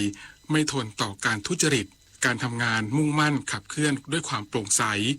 นางจันทิราจิตชื่นผู้ช่วยเลขาธิการคณะกรรมการปปช.กล่าวว่าในโอกาสก้าวสู่ปีที่ 27 สำนักงานปปช.จะยังคงทำหน้าที่ตรวจสอบไต่สวนข้อเท็จจริงเกี่ยวกับการป้องกันและปราบปรามการทุจริตให้เป็นไปตามกรอบของกฎหมายที่กำหนดแม้ที่ผ่านมากระบวนการทำงานในการตรวจสอบข้อเท็จจริงเกี่ยวกับการทุจริตอาจใช้เวลานานแต่ก็ได้มีการปรับปรุงการทำงานรวมถึงสร้างบุคลากรขยายองค์กรให้รองรับการทำงานให้มากขึ้นมุ่งเน้นการสะสางเรื่องกล่าวหาและเรื่องร้องเรียนให้แล้วเสร็จโดยมีมาตรการชัดเจนดำเนินการตรวจสอบเรื่องกล่าวหาร้ายแรงที่ส่งผลกระทบต่อประเทศชาติเป็นลำดับแรกๆ ขณะเดียวกันจะมีการบูรณาการร่วมมือกับหน่วยงานภาคีในการตรวจสอบเรื่องร้องเรียนที่ไม่ร้ายแรงดำเนินการควบคู่กับการนำเทคโนโลยีมาสนับสนุนการดำเนินงานทั้งนี้ปัจจุบันการทุจริตส่งผลกับประเทศไทยอย่างมากทำให้ประเทศพัฒนาล่าช้าไม่ว่าจะเป็นการพัฒนาโครงสร้างพื้นฐานเศรษฐกิจสังคมเพราะการทุจริตมีการแปรเปลี่ยนรูปแบบให้ซับซ้อนมากยิ่งขึ้นจากการเรียกรับเงินการทุจริตเชิงนโยบาย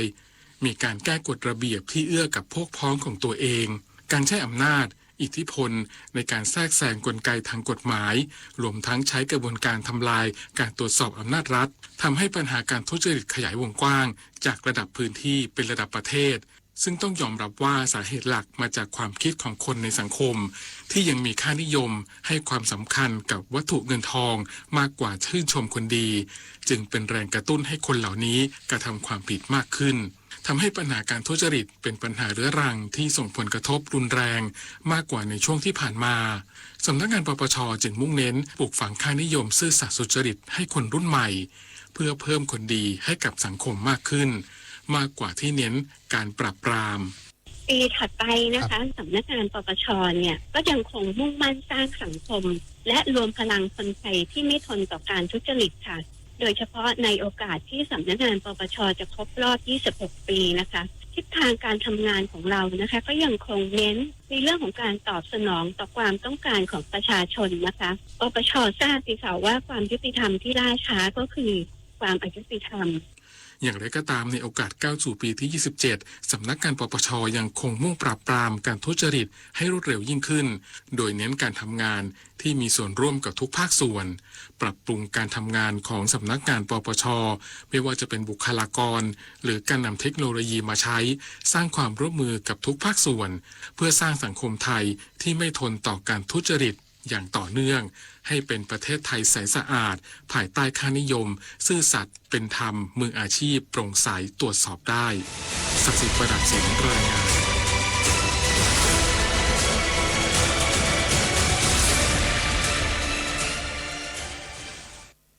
กระทรวงทรัพยากรธรรมชาติและสิ่งแวดล้อมร่วมกับประเทศญี่ปุ่นสร้างศักยภาพการประเมินความเสี่ยงจากการเปลี่ยนแปลงสภาพภูมิอากาศของประเทศไทยเพื่อพัฒนาข้อมูลความเสี่ยงเชิงพื้นที่ที่มีความละเอียดสูงติดตามรับฟังจากรายงานนี้ค่ะปัจจุบันสถานการณ์การเปลี่ยนแปลงสภาพภูมิอากาศมีแนวโน้มรุนแรงมากขึ้นประเทศไทยได้รับผลกระทบจากน้ำท่วมรุนแรงทั้งในพื้นที่ภาคเหนือภาคกลางและภาคใต้ส่งผลให้กิจกรรมทางเศรษฐกิจหยุดชะงักและประชาชนได้รับผลกระทบในวงกว้างไทยจึงมีความเสี่ยงเพิ่มขึ้นรัฐบาลจึงให้ความสำคัญกับการรับมือการเปลี่ยนแปลงสภาพภูมิอากาศโดยเฉพาะด้านธรรมชาติและสิ่งแวดล้อมด้วยการเร่งติดตั้งเครื่องมือเตือนภัยและพัฒนาเครือข่ายการเตือนภัยพิบัติโดยเฉพาะพื้นที่เสี่ยงสูงและผลักดันสังคมคาร์บอนต่ำประกาศให้ไทยบรรลุเป้าหมายการปล่อยก๊าซเรือนกระจกสุทธิเป็นศูนย์ในปี 2050กรมการเปลี่ยนแปลงสภาพภูมิอากาศและสิ่งแวดล้อมกระทรวงทรัพยากรธรรมชาติและสิ่งแวดล้อมร่วมกับบริษัทเวเทอร์นิวจำกัดของประเทศญี่ปุ่นลงนามบันทึกความร่วมมือว่าด้วยการเสริมสร้างศักยภาพการประเมินความเสี่ยงจากการเปลี่ยนแปลงสภาพภูมิอากาศของประเทศไทยเพื่อถ่ายทอดและแลกเปลี่ยนองค์ความรู้เทคโนโลยีและความเชี่ยวชาญในการประเมินความเสี่ยงจากภัยพิบัติที่สืบเนื่องจากภูมิอากาศซึ่งจะช่วยลดผลกระทบต่อกิจกรรมทางเศรษฐกิจและสังคมไทยในระยะยาวนายประวิตร เกตววงศ์รองอธิบดีกรมการเปลี่ยนแปลงสภาพภูมิอากาศและสิ่งแวดล้อมกล่าวว่า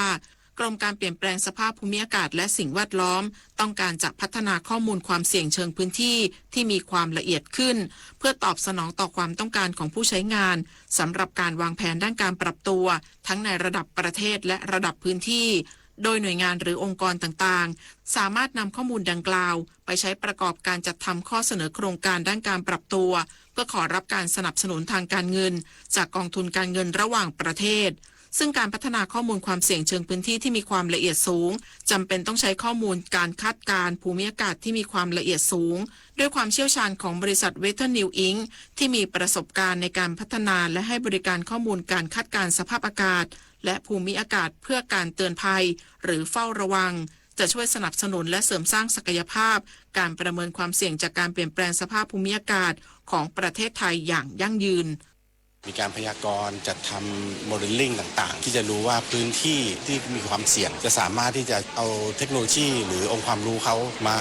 ช่วยสนับสนุนงานของกรมซึ่งตอนนี้ที่เรากำลังทำแผนที่ความเสี่ยงซึ่งจะดาวสเกลลิ่งลงไปเราอยากทำลงไปในระดับตำบลเพื่อจะได้รู้ว่าพื้นที่ตรงไหนเนี่ยมีความเสี่ยงมากที่สุดเป็นเฉพาะเจาะจงไม่ใช่ว่าทำเป็นแค่จังหวัดเตือนภัยแค่จังหวัดนี้มันก็อาจจะไม่เพียงพอเวเทอร์นิวก็จะมาช่วยในเรื่องโมเดลลิ่งในเรื่องการพยากรณ์สนับสนุนในศูนย์การเปลี่ยนแปลงสภาพภูมิอากาศของเราข้อมูลในระดับไมโครนะครับประเทศไทยยังคงมุ่งเน้นสร้างความตระหนักรู้และส่งเสริมการมีส่วนร่วมด้านการอนุรักษ์ฟื้นฟูและใช้ประโยชน์จากทรัพยากรธรรมชาติอย่างยั่งยืนด้วยการแลกเปลี่ยนความคิดเห็นของทั้งภาครัฐภาคเอกชนและภาคประชาสังคมเพื่อนำไปสู่การบูรณาการในระดับพื้นที่ที่มีเครือข่ายทสม.เป็นหัวใจสำคัญขับเคลื่อนการดำเนินงานสื่อสารและสร้างความเข้าใจกับประชาชนในวงกว้างและเกิดประสิทธิผลในระยะยาวปิยาพันธ์ยังเทียนรายงาน ตอนนี้ปัญหาบุหรี่ไฟฟ้าเข้าถึงง่ายมากและมีรูปแบบที่ดึงดูดใจเด็กๆโดยเฉพาะสารเสพติดเป็นภัยต่อชีวิตบุหรี่ไฟฟ้ามีสารพิษอันตรายต่อสมองที่กำลังพัฒนาของเด็กและเยาวชนอนาคตประเทศชาติจะพัฒนาอย่างมีคุณภาพร่วมปกป้องเด็กและเยาวชนจากบุหรี่ไฟฟ้าคนไทยไม่เอาบุหรี่ไฟฟ้าคนไทยไม่เอาบุหรี่ไฟฟ้าคนไทยไม่เอาบุหรี่ไฟฟ้า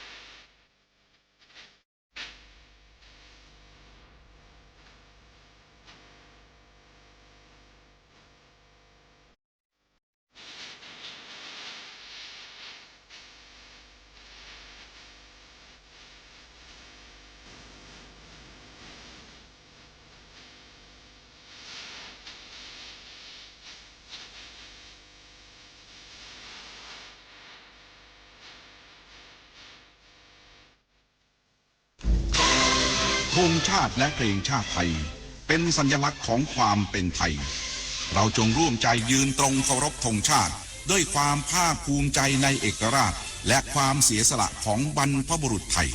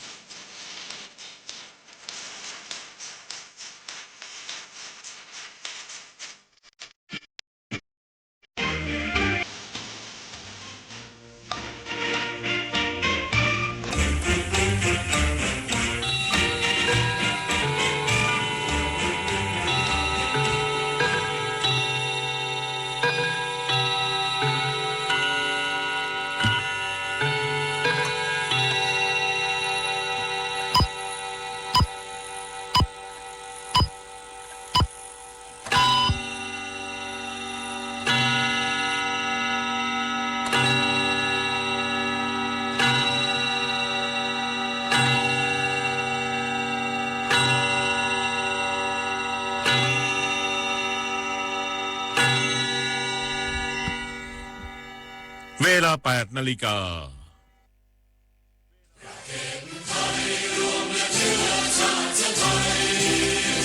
เป็นประชารัฐถ้าไทยของไทยทุกส่วนอยู่ดำรงคงไว้ได้ทั้งมวลด้วยไทยล้วนหมายรักสามัคคีไทยนิรักสงบแต่ถึงรบไม่คลายเอกราชจำไม่ให้ใครคนดีสละเลือดทุกอย่างเป็นชาติไทยพลังประเทศชาติไทยต้องมีชัยชโย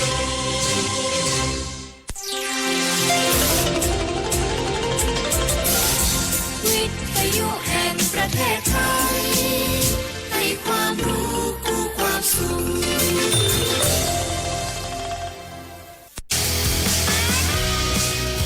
สถานีวิทยุกระจายเสียงแห่งประเทศไทยจังหวัดเชียงใหม่ FM 93.25 เมกะเฮิรตซ์ผู้นำด้านข่าวสารในจังหวัดเชียงใหม่โดยเน้นการมีส่วนร่วมของภาครัฐภาคเอกชนและเครือข่ายภาคประชาชนในพื้นที่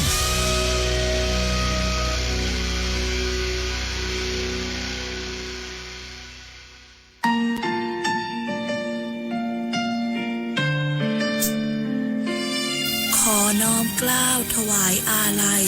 สมเด็จพระพันปีหลวงพระแม่แห่งแผ่นดินผู้ทรงเมตตาเหนือเกล้าขอพระองค์เสด็จสู่สวรรคาลัยข้า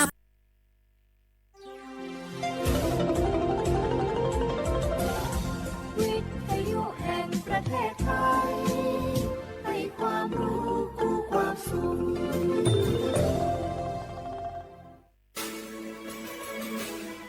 สถานีวิทยุกระจายเสียงแห่งประเทศไทยจังหวัดเชียงใหม่ AM 1476 กิโลเฮิรตซ์สถานีวิทยุภาคภาษาชาติพันธุ์แห่งเดียวในประเทศไทยที่มีความทันสมัยเชื่อถือได้สร้างอัตลักษณ์กลุ่มชาติพันธุ์สู่สากล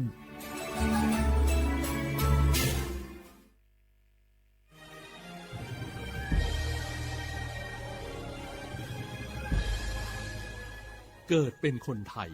เติบโตบนผืนแผ่นดินไทยจงภูมิใจในความเป็นไทยชาติไทยเรานั้นนับเป็นชาติที่มีความเป็นมาเก่าแก่ยาวนานเรามีภาษาวัฒนธรรมและมีสิ่งต่างๆที่เป็นเอกลักษณ์ให้เราได้ภาคภูมิใจในความเป็นคนไทยเราควรเห็นคุณค่าและมีความรักชาติหวงแหนแผ่นดินอันเป็นมรดกของบรรพชนร่วมภาคภูมิใจในความเป็นไทย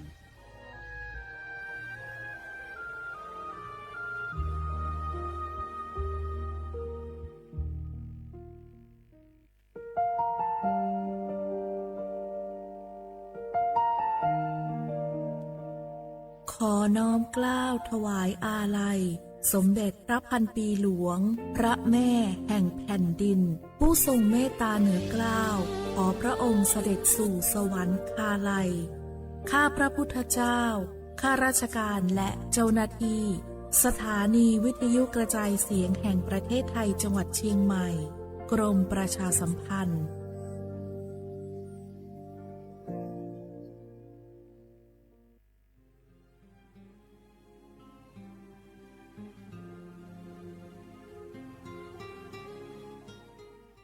This is a moment of profound grief for the Kingdom of Thailand. We,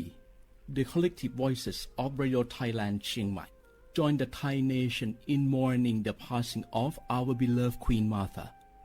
Her Majesty Queen Sirikit. Her life was a testament to the unwavering service, grace, and deep love for the Thai people. Our humble condolences and thoughts are with His Majesty the King, the royal family,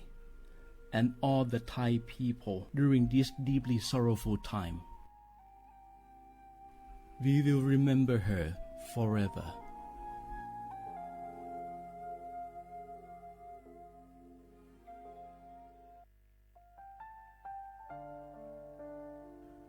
Adeur Thai มิขอส่งเผาอามาสมเด็จพระนางเจ้าสิริกิติ์พระบรมราชินีนาถพระบรมราชชนนีพันปีหลวงควยตาโอดาเลียกาชายันดาชอเนมาอายออามามิขอเปียวเนไทยมิขอกะดูอาคาชอเจอกะดูเงเกเนลาหมายแอจิชนีเถามิเนนือมาหลักหมายเงเลชญาเธอมิเนอาดูมาโยหานาลูอายองเนเกเนโยเยบอเนมาอีน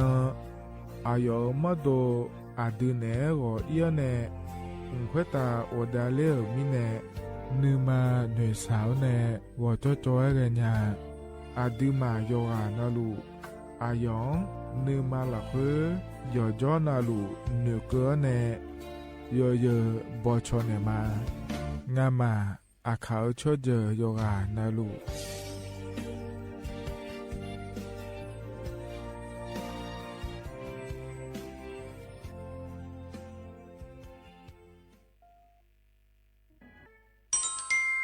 อาเย็นเยเจลังเงอันนี้เชื่อบาลาเชสีอาคนนี้พังอายาโกเชสิเงนอแต่ก็คณะรัฐมนตรีบอกเจ้าหลวงอาเย็นนี้สัญชาติก็สาลัวเดินชาวบ้านเนี่ยก็ดูเดและบจางอาเดยเนียวเด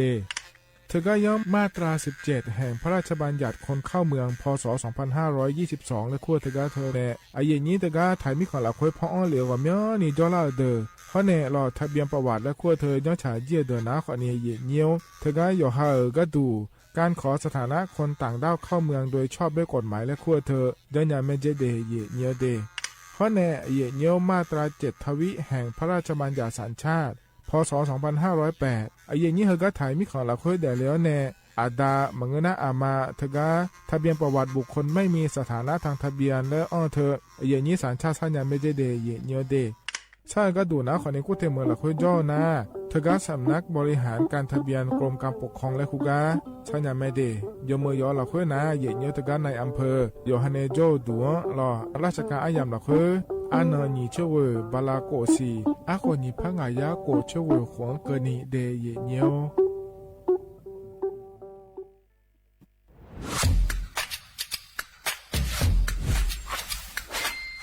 กลับมาแล้ววันนี้กับโครงการคนละครึ่ง plus รัฐออกครึ่งประชาชนออกครึ่งช่วยเศรษฐกิจไทยหมุนเวียนเติบโตถ้าเราช่วยกัน plus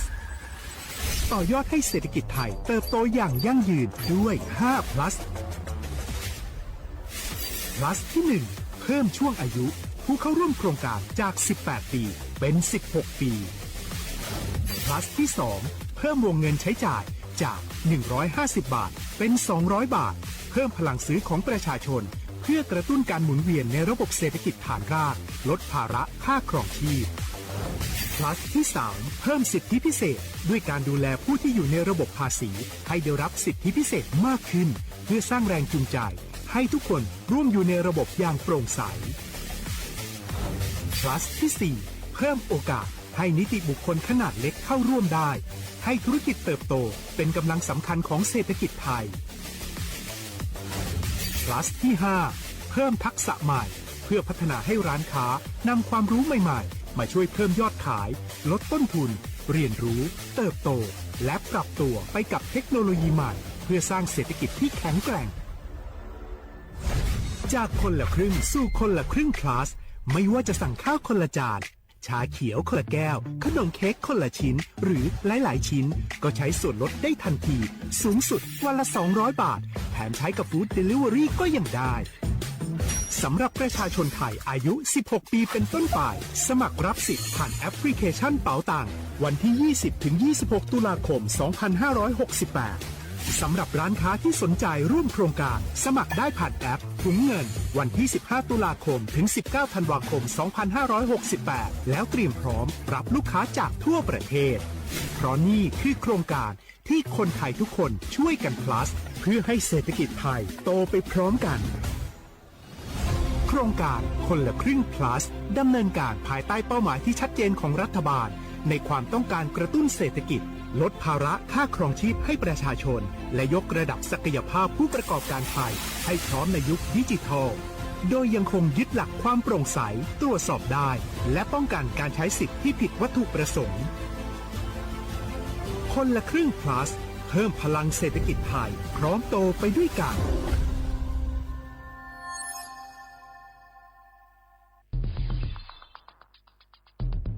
แค่3 ปีความเสียหายจากอาชญากรรมไซเบอร์ของคนไทยพุ่งทะลุถึง 94,000 ล้านบาทหรือเฉลี่ยปีละ 30,000 ล้านบาททุก1 ชั่วโมงเราเสียเงินกว่า 3.4 ล้านบาทให้กับมิจฉาชีพออนไลน์โจรไม่เห็นใจคนอาชีพไหนอายุเท่าไหร่สถานะทางการเงินแบบใดหมอพ่อค้านักธุรกิจนักเรียนแม่บ้านข้าราชการเกษียณทุกคนตกเป็นเหยื่อได้เสมอและวันหนึ่งอาจเป็นคุณหรือคนที่คุณรักเพราะจุดอ่อนร่วมของเหยื่อคือความเร่งรีบขาดสติหรือแม้แต่บางครั้งก็เกิดความโลภจนเกินไปอย่าปล่อยให้การกดคลิกเดียวลิงก์เดียวทำให้โจรยิ้มกว้างวันนี้ถึงเวลาแล้วที่คนไทยทุกคนจะต้องร่วมมือกันสร้างภูมิคุ้มกันอาชญากรรมไซเบอร์ช่วยกันหยุดก่อนที่ภัยไซเบอร์จะทำให้คนที่คุณรักและตัวคุณเองกลายเป็นเหยื่อ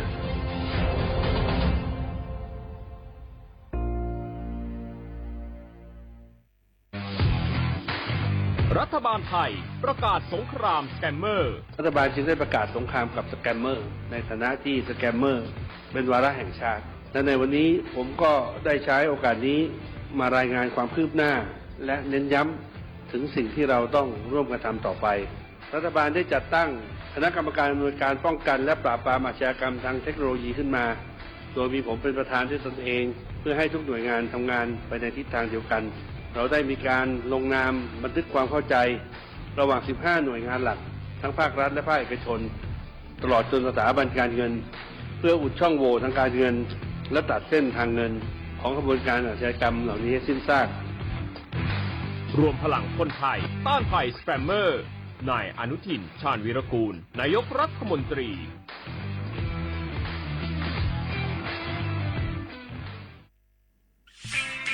เส้นทางสายหมอกที่สวยที่สุดในเมืองแพร่กำลังรอทุกคนไปวิ่งด้วยกันครับทุกก้าวของคุณคือพลังของลมหายใจชวนเพื่อนชวนครอบครัวมาวิ่งฝ่าสายหมอกเพื่อโรงพยาบาลแพร่ในวันอาทิตย์ที่ 7 ธันวาคม 2568 บริเวณลานกิจกรรมหลังวัดพระธาตุช่อแฮมาร่วมกันส่งต่อพลังแห่งความดีเพราะทุกก้าวของคุณช่วยต่อชีวิตให้กับผู้ป่วยในโรงพยาบาลแพร่สมัครได้เลยวันนี้แล้วไปวิ่งด้วยกันในวันอาทิตย์ที่ 7 ธันวาคม 2568 พบกันบริเวณลานกิจกรรมหลังวัดพระธาตุช่อแฮนะครับ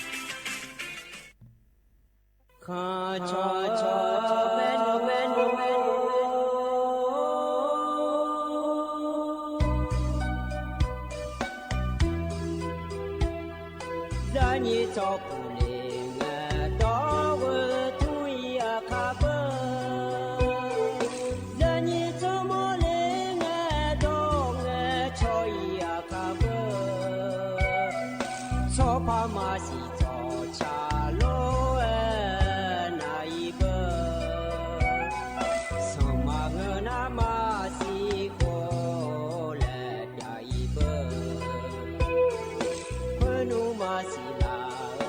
tole majole nga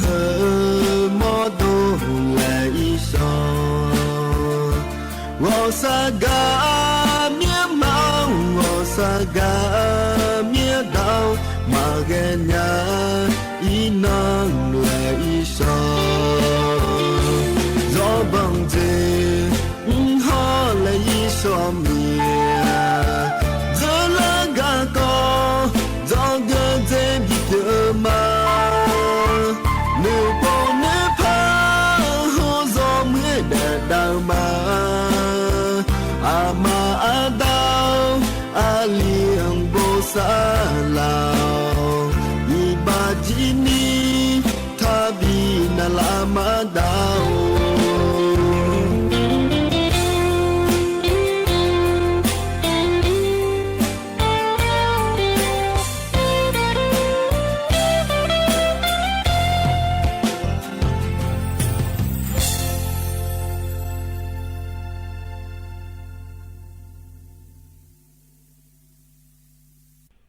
โอโตธรรมะเด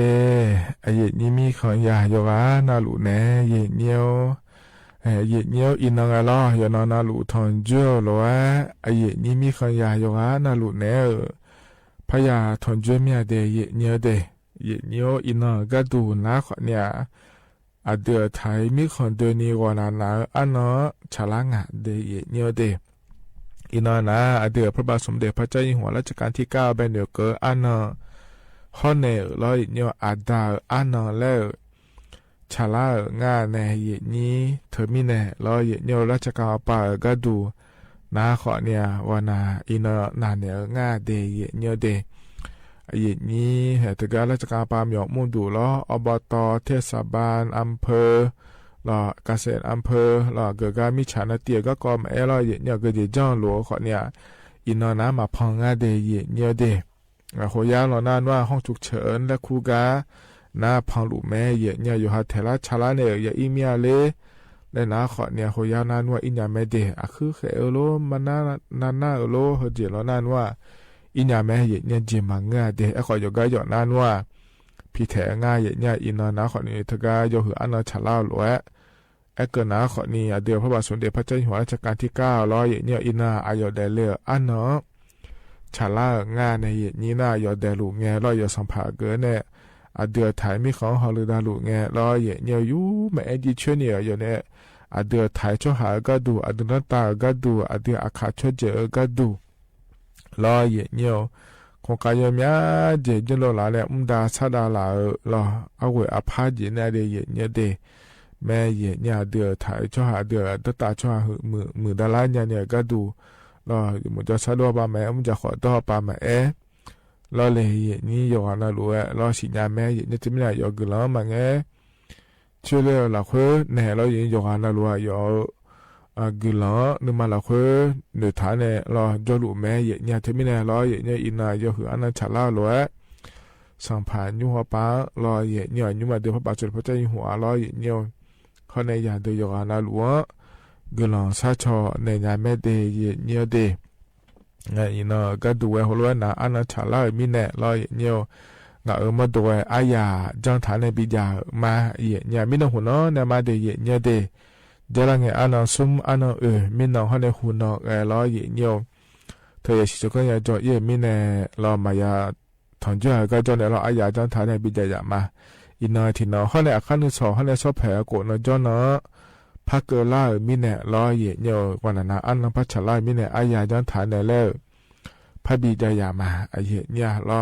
จะมีเนี่ยทุกเราอยู่จนเราหลุดถึงเจอหรือว่าเราจะแทนเนี่ยนะฮะเนี่ยไม่เดยเนี่ยเดถึงคนเราจะได้มาเยเนี่ยโครงการคนละครึ่งก็ยุ่งได้จากการอากาศได้เนี่ยเดียวนอนลุยจากการได้มีเนี่ยรอเนี่ยยุ่งทุกมีห้องพอป่าก็ดูนะรอเนี่ยมีมาเกทุกเนี่ยรอเนี่ยบาทสวัสดิการแห่งรัฐและขั้วเธอขอเนี่ยแต่ก็คนละครึ่งพระและขั้วเธอมีดูขอเนี่ยบิเยนยาแล้วทำมาเดแล้วตัวเกิดง่ายเทเยเนี่ยหรอเธอไม่ในเยนี่ยุ่งมีในโครงการคนละครึ่งพระและขั้วปานในเดินนะขอเนี่ยมีมาแล้วรอเยเนี่ยเธอก็เยนี่บาทสวัสดิการแห่งรัฐและขั้วเธอยาเดขอเนี่ยเธอก็นั่นจะพอรอเยยิ่งจะพอเยเลยยาแม่เดแล้วจากการอากาศด้านไหนในบิสิปิกาเลยเดเยเนี่ยที่ขอเราจะได้มาเยเนี่ยเหกันเนี่ยนะ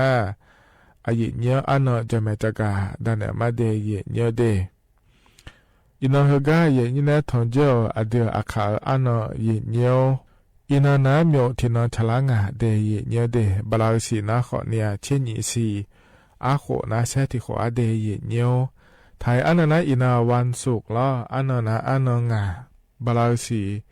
นาธันวาคมอาโคนาคะแนนนิพังอายาโกเชียงาเดยเนียเดเคยนาโคโตลาโตรอเยเนียวยินเนี่ยทองเจออินาอายามละเคยเนียวเหกันเนี่ยนะแต่ชาบินาหาดาในงานนั้นก็แหลมทาเฮจักาดาเนี่ยจีจอแล้วพบินาหาดาแกมาเดยเนียเด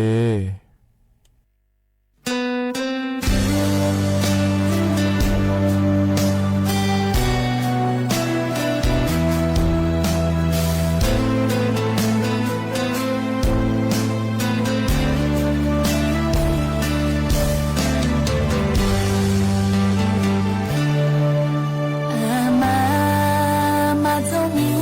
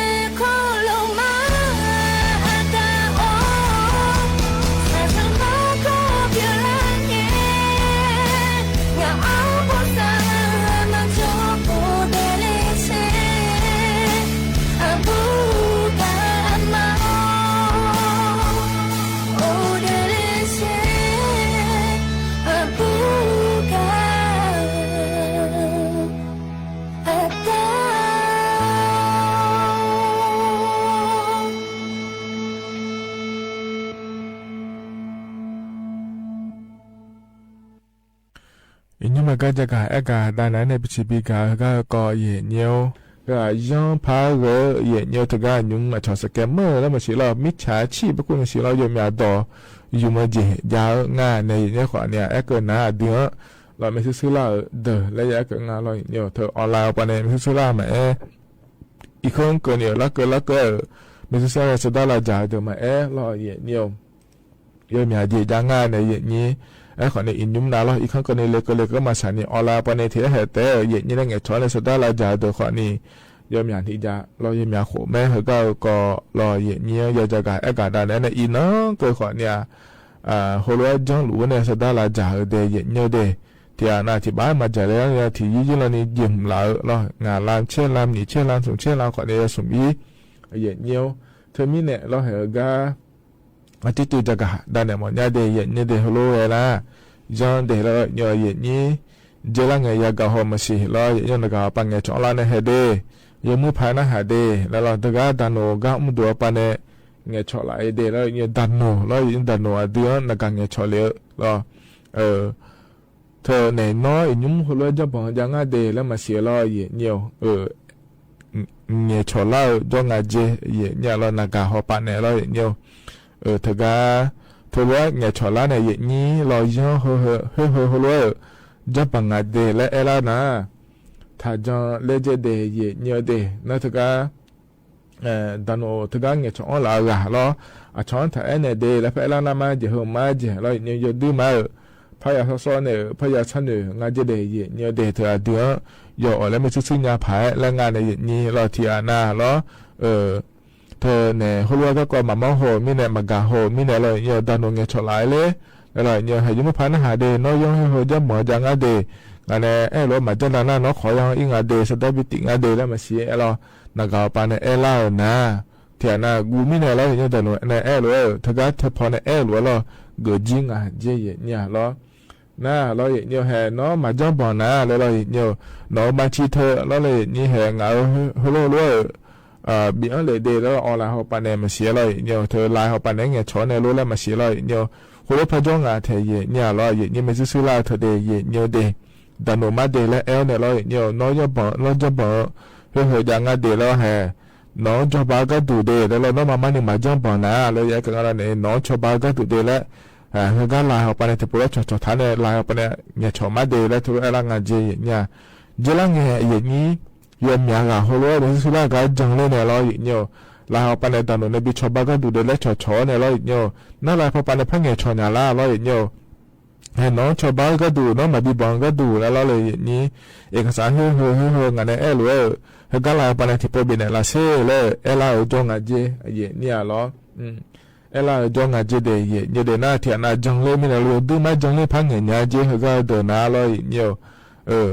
เธอมีเนี่ยเราเถียนนะจังเลยเนี่ยเราไล่เอาปังเงชอนะคนเอกสารตอนนู้นเนี่ยเราบินเนี่ยเราหยิบเนี่ยเฮ้ยก็เฮ้ยตีก็เล่นนะเหมือนเนี่ยสุดท้ายจะง่ายเนี่ยจิมีเนี่ยงั้นแล้วก็น่ามาจังเราหน้าหน่วยเอกสารมาบินเนี่ยเบอร์เราหยิบเนี่ยนั่นถือว่าเอกสารบินเนี่ยเนี่ยละเราเนี่ยสุดท้ายจะไม่ดองเหลืองอะไรก็พอเดงก็ชดเชยก็ดูเดแล้วพอละงั้นจีดันหนูเขาปาถือก็ดันหนูเกลือเราหยิบเนี่ยอันดับเป็นเงี้ยเตียนนะเขาปาเนี่ยชอละเนี่ยดันหนูเดแล้วถือว่าไม่เนี่ยสายเงี้ยนะเฟซบุ๊กไปเนี่ยถ้าก็ไลน์ไปเนี่ยชอบบิชอเนี่ยเอกสารไลน์ไปเนี่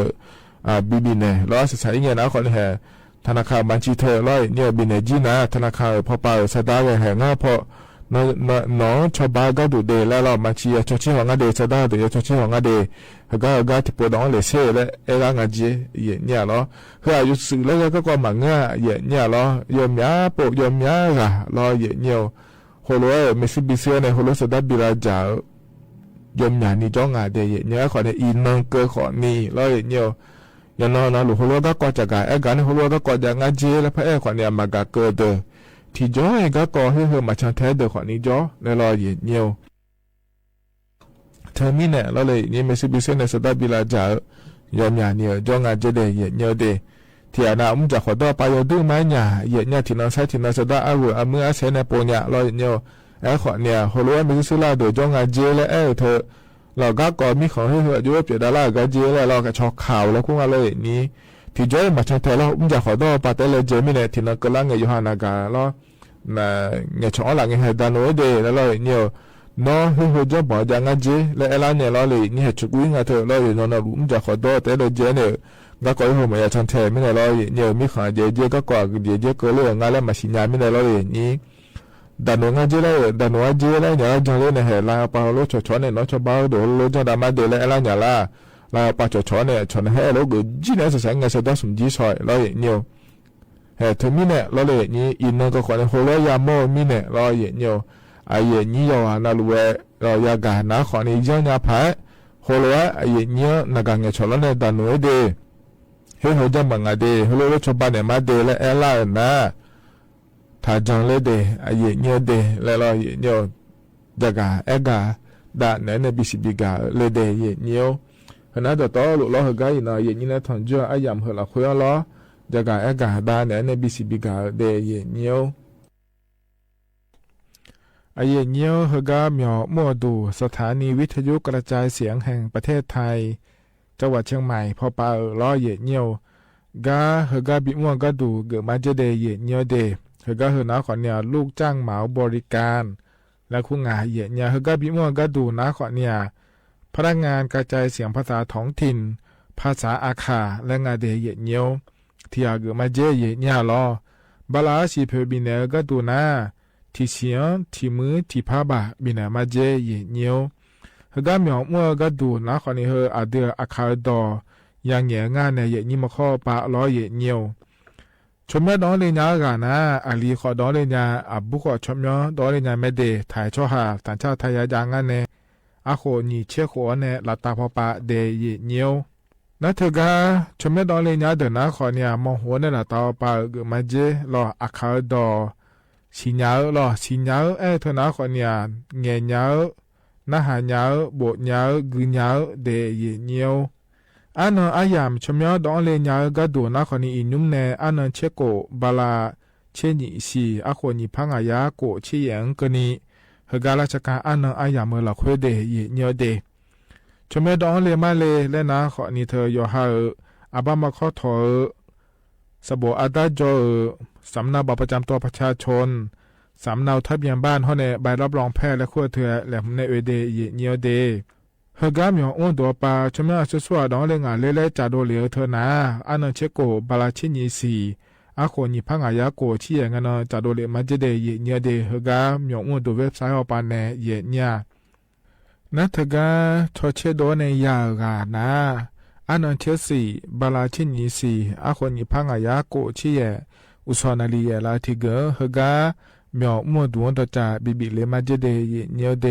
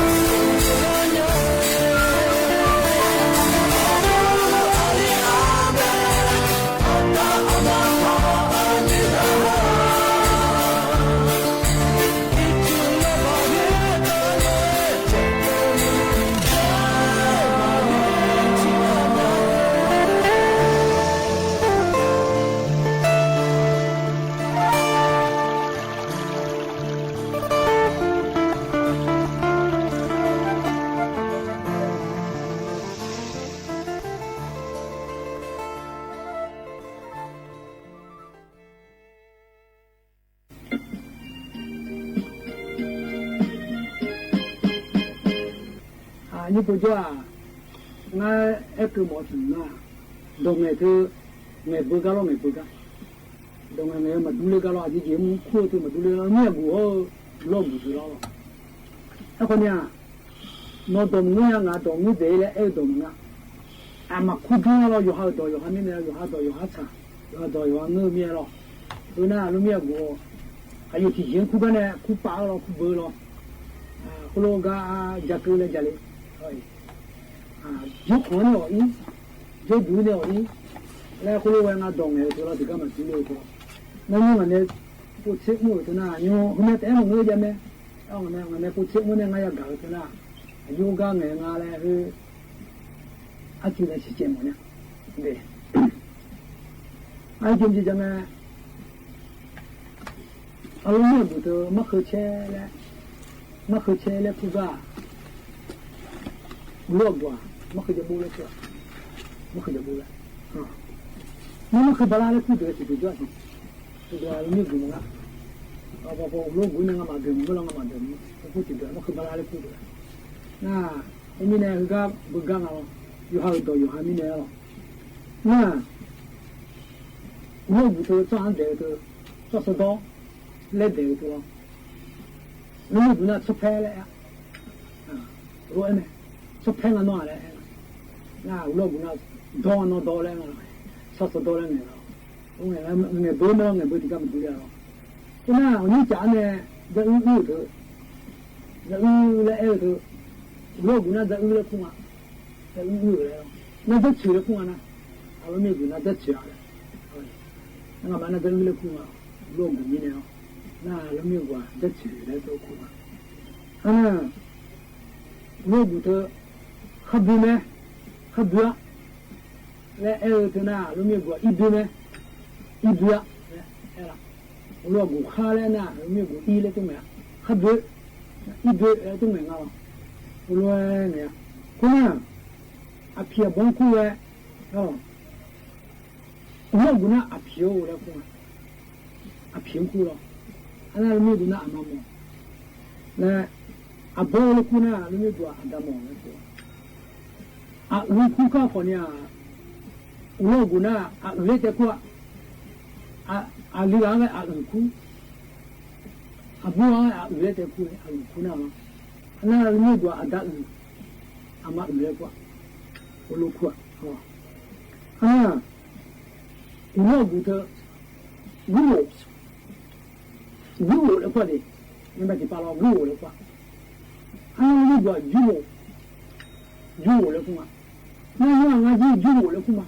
如我们俺的女人不叫了，如果真的如我的话，那我们管如我的，如我的话了，那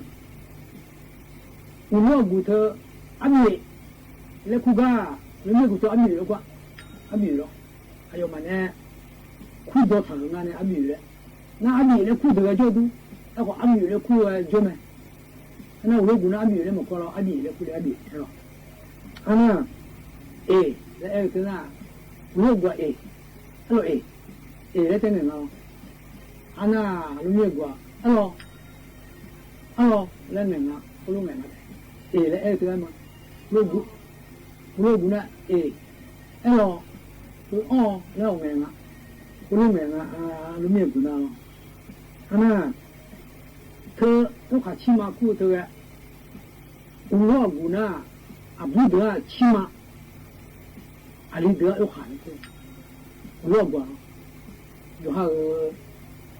有喊起码哎嘛，那我姑那有喊来的苦嘛，不得有喊苦，里得有喊苦的，那或者我姑苦白。不那起码苦，零那又卡苦嘞，这个苦板了，那龙他就干嘛了？十多老头，你行的，我老过十多老了过，我行这个的，我老过十多老了过，那我过，我考了过，老考，又考完了苦啊，十多老了苦那个嘛，我行这个苦嘛，那路面苦那，我考了过，那我老姑一卡铺了裤个，一卡铺了裤个，龙眼姑那十波老了quoi，龙眼姑呢十波老了裤的呢，我老姑一卡铺了裤个裤没得，母好的，我老姑一卡铺了裤，哎好呢，龙眼姑十波老了quoi，这的也过也了，他一组阿家都一组阿家了，一组阿家。这个你嘛一组头一组到阿家了阿家，一组斜斜的这个阿家头，那么一组阿家了块，哎我呢，龙眼姑呢，也有个屋了块，有个屋了，我老姑呢一组阿家，来都在附近，哎好呢，龙眼姑呢也有个屋了块嘛，也有哎在那桥洞的哎在那了，养肉的哎了，葫芦一个哎了，那。煮叶头了啊！龙眼姑那妈妈的煮叶哦，来看没？啊，好，我老过姐，那妹妹就把这看嘛，我姐了，啊，我老姑说我姐了看啦，煮叶看没得，啊，龙眼姑那煮叶来，嘛叫你做过，啊，好你我老过姐哦，来在过要哦，啊，那我老大哎这个，我老姑那老老大来东北嘛。哎，好了，那个胡打来没啊？胡打来都没啊？我老姑呢，我老大，那那姑呢，胡打胡弄没？还有嘛个？我老姑头有毒了，有怎么讲啊？有毒了，有毒可了，那没有到头了哎，那姑呢，我打了，我打可了，哎，老公没？我老姑阿爷掐了那个呢，龙眼瓜起骨了对。阿爷cha ho anchi bu ta ye ne a ko nya ulo gwa aye cha le nga lu me gwa achi bu le kuma ma si lo ne ai la shu le ga chu gu le me ulo gu na lo ana lu me gwa mi lo gu le ya mi lo gu le na ulo gwa chu gu le da ma chu gu le ho me ne那会有还有多有还明年阿家没空着阿家叫叫没明年他那看到来嘛讲啊咯，我觉得咯，这看着面头咯嘞，出路来哭啊咯，那老姑那出路来，桥洞那哭啊哭啊，那可能啊老面姑那把泡来哎啊，把泡呢没有洞啊哭啊，把泡来哎那，老姑出路来都哭没，老哭嘛。路把我了哎，老姑那路把我了，老姑没超过哟嘛，没超过哟，那种的，路把我了哎那，老姑那路把我了叫嘛哎个呢，路没过，没超过哟，来葫芦哎啦，可能我收了，我老姑那我收了得过，老姑那啥铺了过。有提前库没？有提前库没得？个了我问打了哎个不哎问打那个落过，小卡了库，那路没过那多了库嘛。路阿伯头，嘛那我那路在叫了库，路在叫了库，那路没过那路阿伯来都库嘛呢，路阿伯来库嘛，阿伯路都没库嘛呢。mana lu tajol ku logo logo na the bangtole ku ga logo bangtole ku ga lu me guna mo khola ku ma the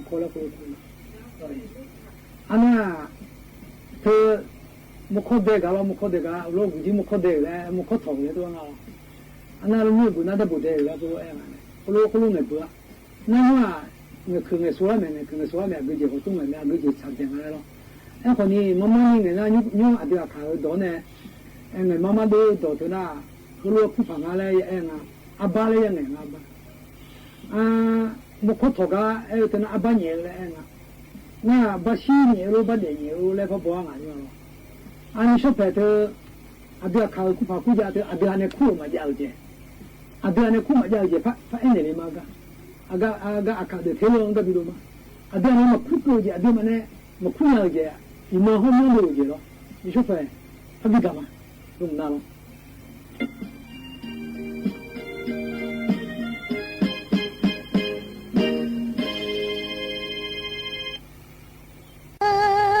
那就是啊，通过我们烧的那个看美没有啊。快，妈，下面呀，就妈名字了。那等，吧。我下。我多个，哎，搞你，我多没了，干的也搞的。那嘛，我看嘛，你看到的话呢，现在你看你那他不要看，不怎么个。他不要看呢，你没看到呢。他说话呢，他们家呢那些你没看到吗的？你在那车嘛？我多没了改的。看完的苗我。我们是要我的。那没当这个。làm tơ là nhà nó thân nhà không là mồ rằng ở cha nhà lư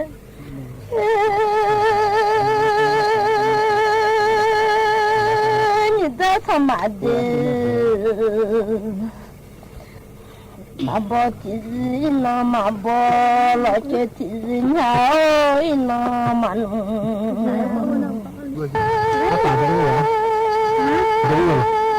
mấy làm gì hậu anh nhớ cho là mày nhìn tới nhau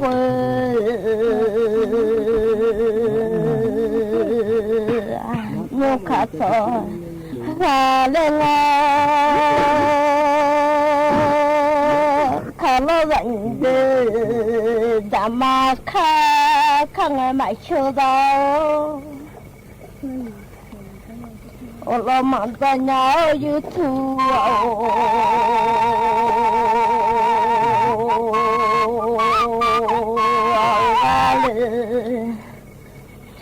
đi mình nó phải có vợ đi đâu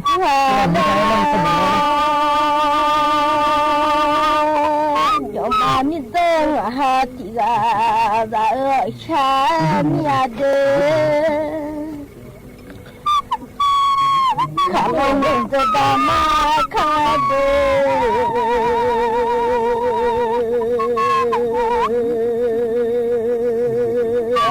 kalau mình sudah makan kalau mà ta thu ở cha mẹ lên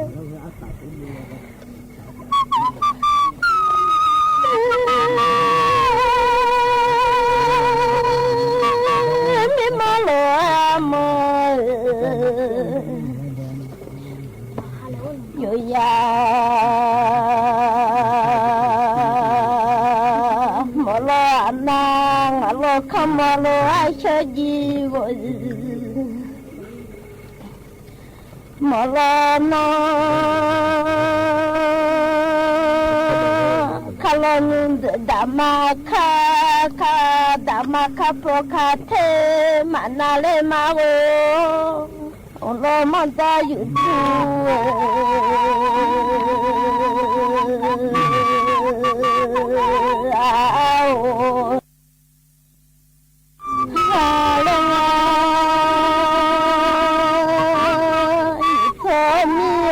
mà phụ để mà ra khăm mẹ môi yo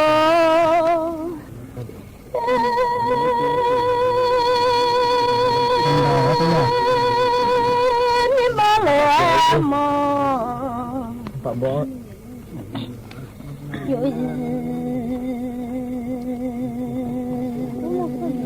mà lo anh không mà lo ai chơi gì rồi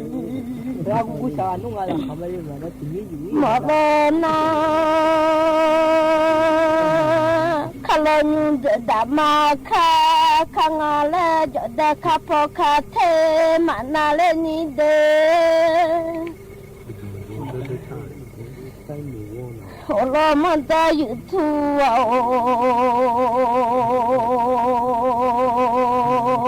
Nga yutua mi odo madu Le mala Nanyamo Shamanga ode La chiama Dolo la nala Ngamila zakha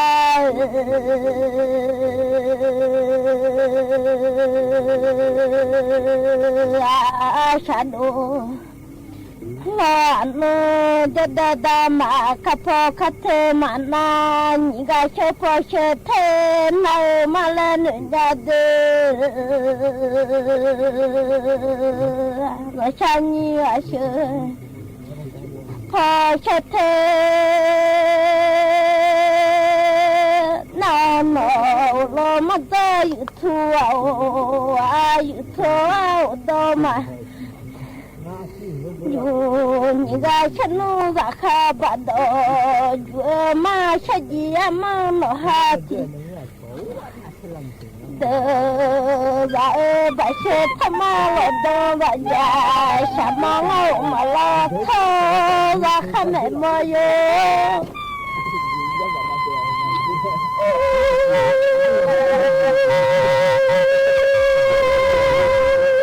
Mi danga mi mala cha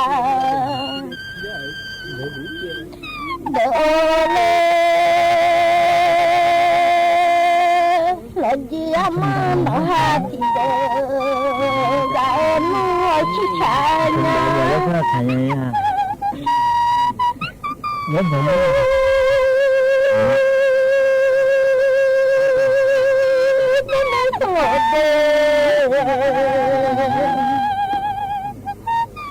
Lekia todo gale shamala kia to mandonya lo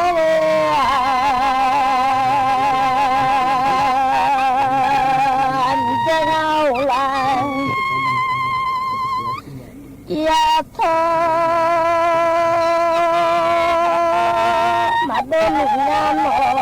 Singile Zakasha Dongalago Nabila Zakasha Madonna Lojia Monohatide Raena Demi Tode Zakata Doloale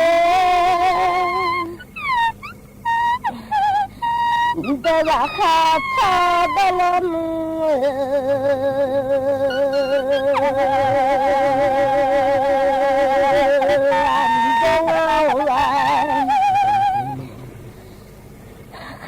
Tadalanu sungilaki zakasha Dolo ngamila zakasha Dolonu olela gade duchina malan roniale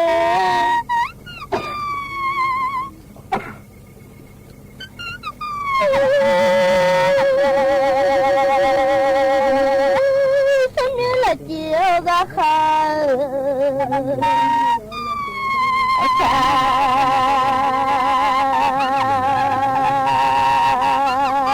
Dolo ngamila jiyo zakha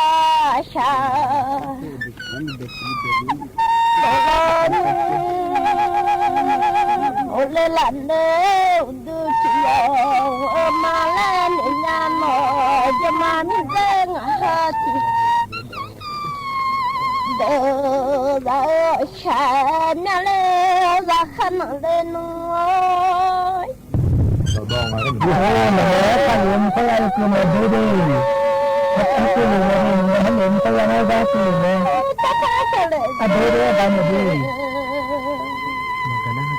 Makana kado kado kado kado ada boleh nak semua nak saja lah.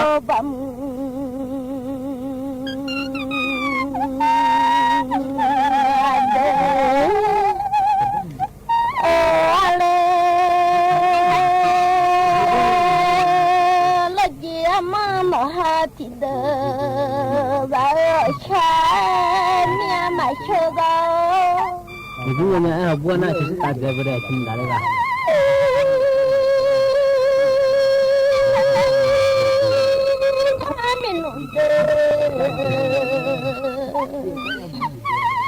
Kalau maba jangan cuma miteng hati dah saya miale alewa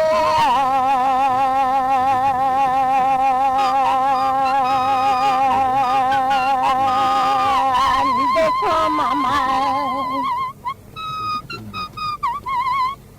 boleh jangan belajar mengamo dengan sisanya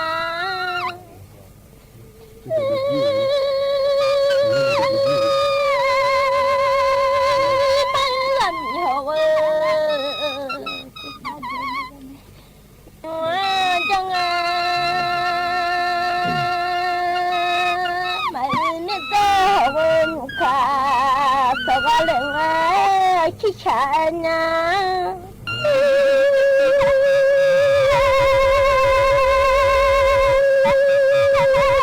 sama ada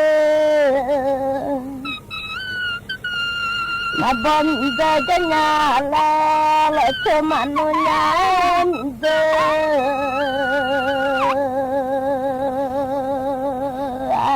abode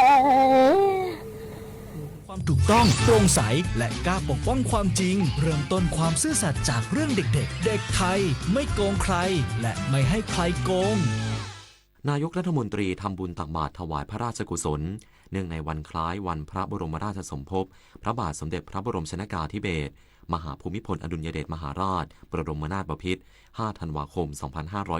2568 นายอนุทิน ชาญวิรากูลนายกรัฐมนตรีและรัฐมนตรีว่าการกระทรวงมหาดไทยเป็นประธานในพิธีเจริญพระพุทธมนต์พิธีทำบุญตักบาตรถวายพระราชกุศลเนื่องในวันคล้ายวันพระบรมราชสมภพพระบาทสมเด็จพระบรมชนกาธิเบศรมหาภูมิพลอดุลยเดชมหาราชบรมนาถบพิตรวันชาติและวันพ่อแห่งชาติ 5 ธันวาคม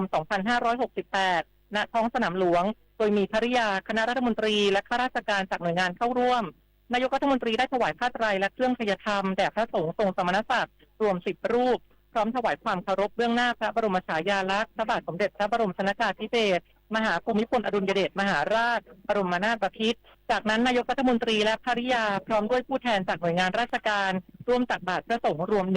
189 รูปธนพร ปรุณฤทธิ์รายงานเช่นเดียวกับจังหวัดแพร่จัดพิธีเจริญพระพุทธมนต์และทำบุญตักบาตรถวายพระราชกุศลแด่พระบาทสมเด็จพระบรมชนกาธิเบศรมหาภูมิพลอดุลยเดชมหาราชบรมนาถบพิตร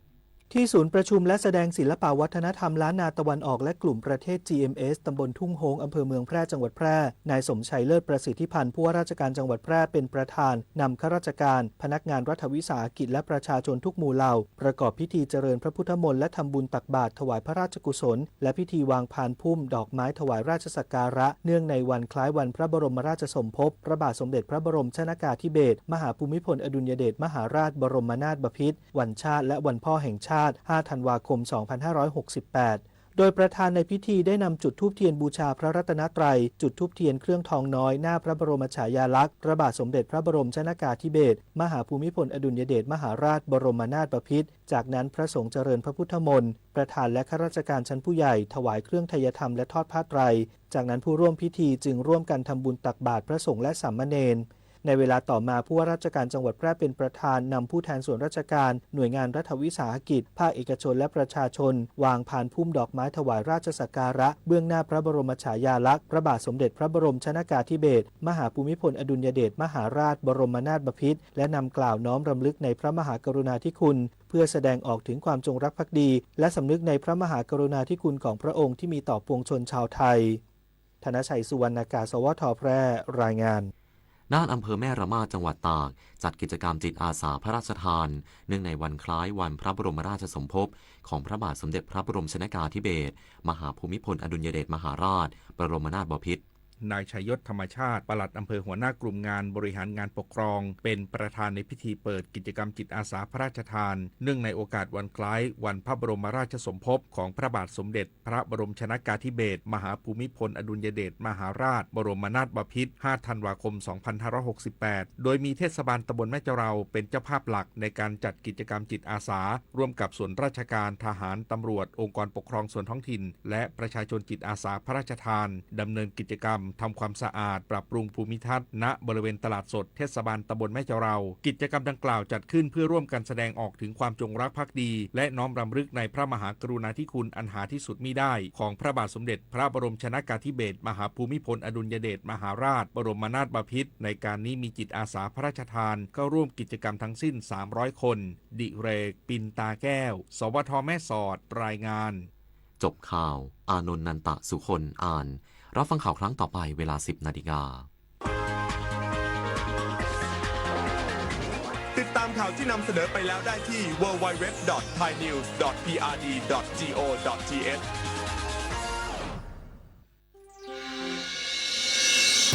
สถานีวิทยุกระจายวิทยุแห่งประเทศไทยให้ความรู้คู่ความสุข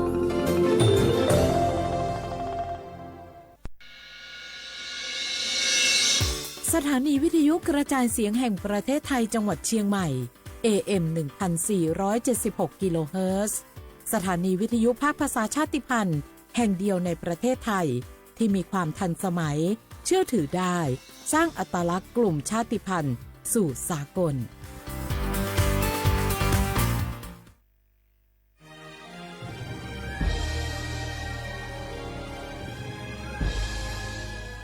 เกิดเป็นคนไทย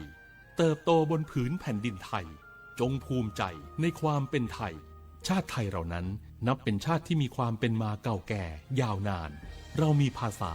วัฒนธรรมและมีสิ่งต่างๆที่เป็นเอกลักษณ์ให้เราได้ภาคภูมิใจในความเป็นคนไทย